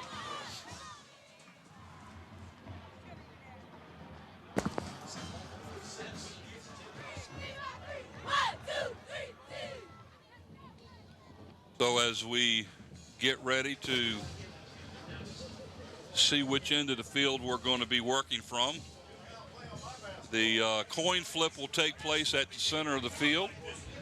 The team who wins the coin flip will have the choice of going on offense or defense first. And then the other team will decide which end of the field they want to go on. So, again, not only do you have a shot at either going first in overtime, but you also can decide on which end of the field to proceed with the overtime. First off, and this is what I talked to Bill D about when Bill was coaching over there. He says you always want to start on defense. That way, like you said, Mike, you know what you got to do depending on what the other team did. So if you can stop the other team, you know field goal will win it. And again, we do have to pick our players of the games, and I believe we have done so. That sounds good. Looks like a good choice to me, fellas. No matter what happens at the end of the regulation, I'd say go ahead and give it to them. Yeah, this one's pretty obvious. The other one, and again, ladies and gentlemen, let me explain. When we pick players of the game, we try to spread this out. So tonight, it's been very obvious that for the Phoebus Phantoms, Colby Goodwin and particularly Paul Morant in this half alone have really turned in good performances. But unfortunately, or fortunately for them, they have won previous players of the game. So tonight we will hand it to another player who's had a very good game, made some very crucial catches for the Phoebus Phantoms, and that's Daquan Romero. And on the other side of the coin, a guy that Mike has just lauded and praised, and we've sat here and just been amazed at the routes and the speed that he has run tonight, and that is Stephen Clark of Bethel, who turned in an outstanding performance on this field tonight in a big, big, big game. Big game. Phoebus won the toss, elected to go on defense, and they will be going left to right at the east end zone. And Bethel will take over 1st and 10, and let's see what they can do offensively from the 10-yard line. You think they might pass? 1st and 10 or 1st and goal? 1st and goal. Well, it's 1st and 10. 1st and goal, same thing. From the 10, it would be 1st and 10. Thank you. Would it be 1st and If it goal was- from the 10 or 1st and 10 from the goal? Whichever one you want to choose. Well, again, can you smack him? Is it allowed? What's that? Can you smack him? Sure, Is go it ahead. If I do, then he'll start singing. And everybody says he sings so bad. Yeah, I don't understand it. Do y'all recognize that man right there behind the big camera? Oh, you're not talking about Braxton? Yeah. Don't rain on my head, Braxton. I are ya? am talking about Braxton. Nathaniel loves the rain. Now, hasn't he been here longer than you, Bob? No. Nobody's been here longer than me. I've been here longer than Scotty. As Brent said, I got here when the animals come off the boat. All right, here we go. 1st down for the Bruins. Rio Walker on a reverse around the right side. He's pulled down by the face mask. Well, was it a face mask or was it the shoulder pad? Well, I don't know. I don't know, area. but there is definitely a flag down there. Let's see what they call. Personal foul, face mask against the defense. Face mask. Wow. Half a distance to the goal. Let's see here. Oh, yeah. Oh, Yeah. Look at his head jerk down. So Wow. Rio Walker, Whoops. ouch. That was an excellent call, too, guys. Reverse.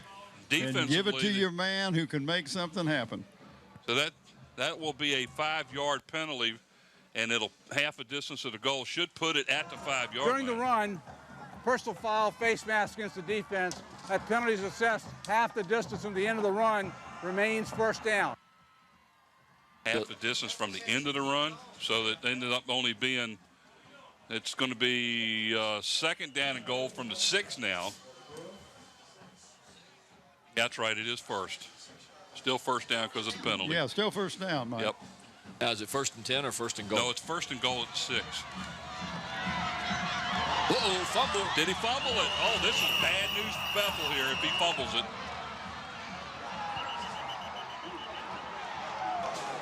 Well, that's the big break because right now, Phoebus, all they have to do is do what? Kick a field What goal. is that called? And guess who recovered it? I can't remember. Number 7, number 7. Daquan Romero. And who is the player of the game? Daquan Romero. You said that real good. You want to say that again? No. That That? Very Mr.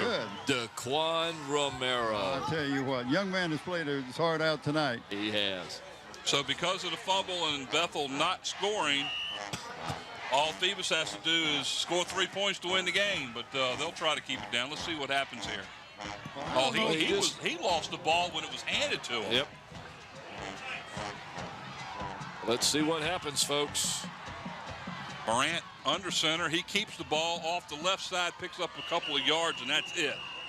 He'll get down near the 8-yard line, and that'll bring up 2nd down and goal for the Bruins.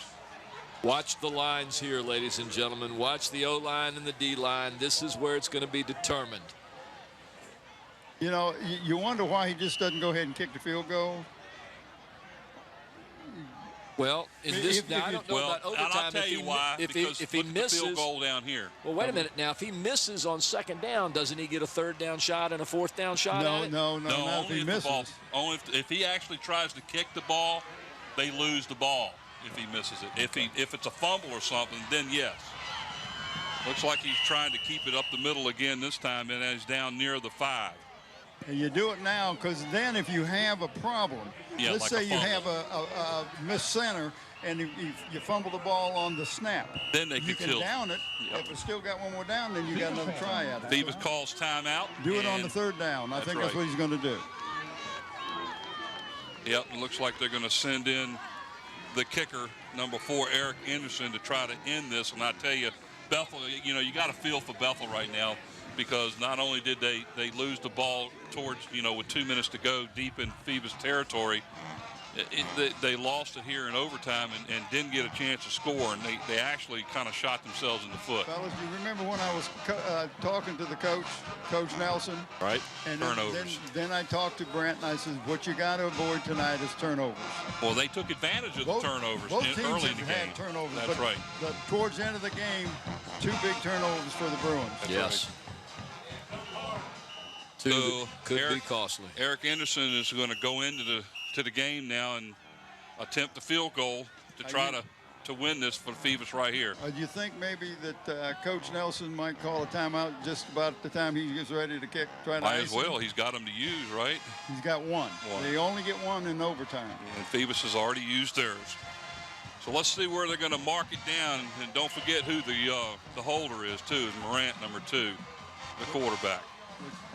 Looks like they're going to set it down at about the 12. So we're going to call it a 22-yard field goal by Eric Anderson for the Phoebus Phantoms and for the win. It's down. The kick is up. It's long enough. And it's good.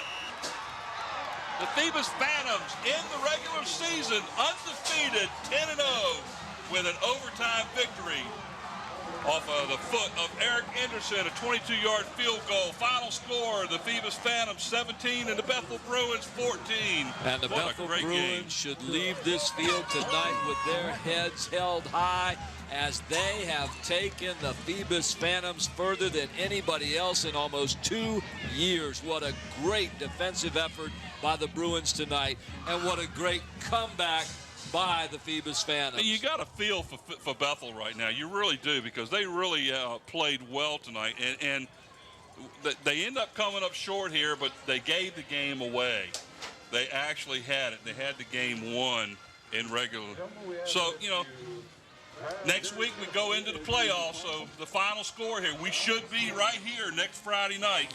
And remember, ladies and gentlemen, if we're here Friday night, and we will be, and you want to see us live and you want to hear the game live, we need a sponsor. Call 850-5364. Call 850-5364. Call 850-5364. All right, so for Paul and the rest of the crew, Mike here, final score, the Phoebus Phantoms 17 and the Bethel Bruins 14.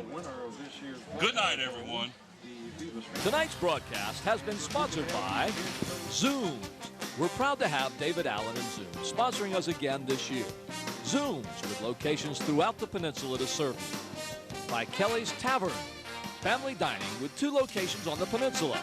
Port Warwick off Jefferson Avenue in Newport News, and their newest location on Coliseum Drive at Mercury Boulevard in Hampton.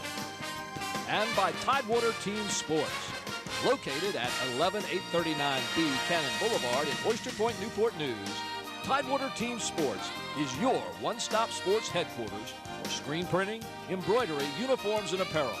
Call 594-0411 and talk to David Chubb or Terry McNamara. And in part by Beach Hardware, located at 1951 East Pembroke Avenue in the Buckrow Shopping Center. Beach Hardware is your friendly local hardware store with everything you need to maintain your home, both inside and out. And by Eric Thompson, Realtor. Contact Eric to buy or sell a home or property. Give Eric a call at 685-3127 or email him at eric@findhrhomes.com. And by Park Lawn Wood Funeral Home, located at 2551 North Armstead Avenue. They've been serving Peninsula families since 1909. And our newest sponsor, Coliseum Central, located right in the heart of Hampton Roads between Armstead Avenue and I-64. Here you can find your favorite national chains as well as unique family-owned stores and service businesses. Coliseum Central, get centered.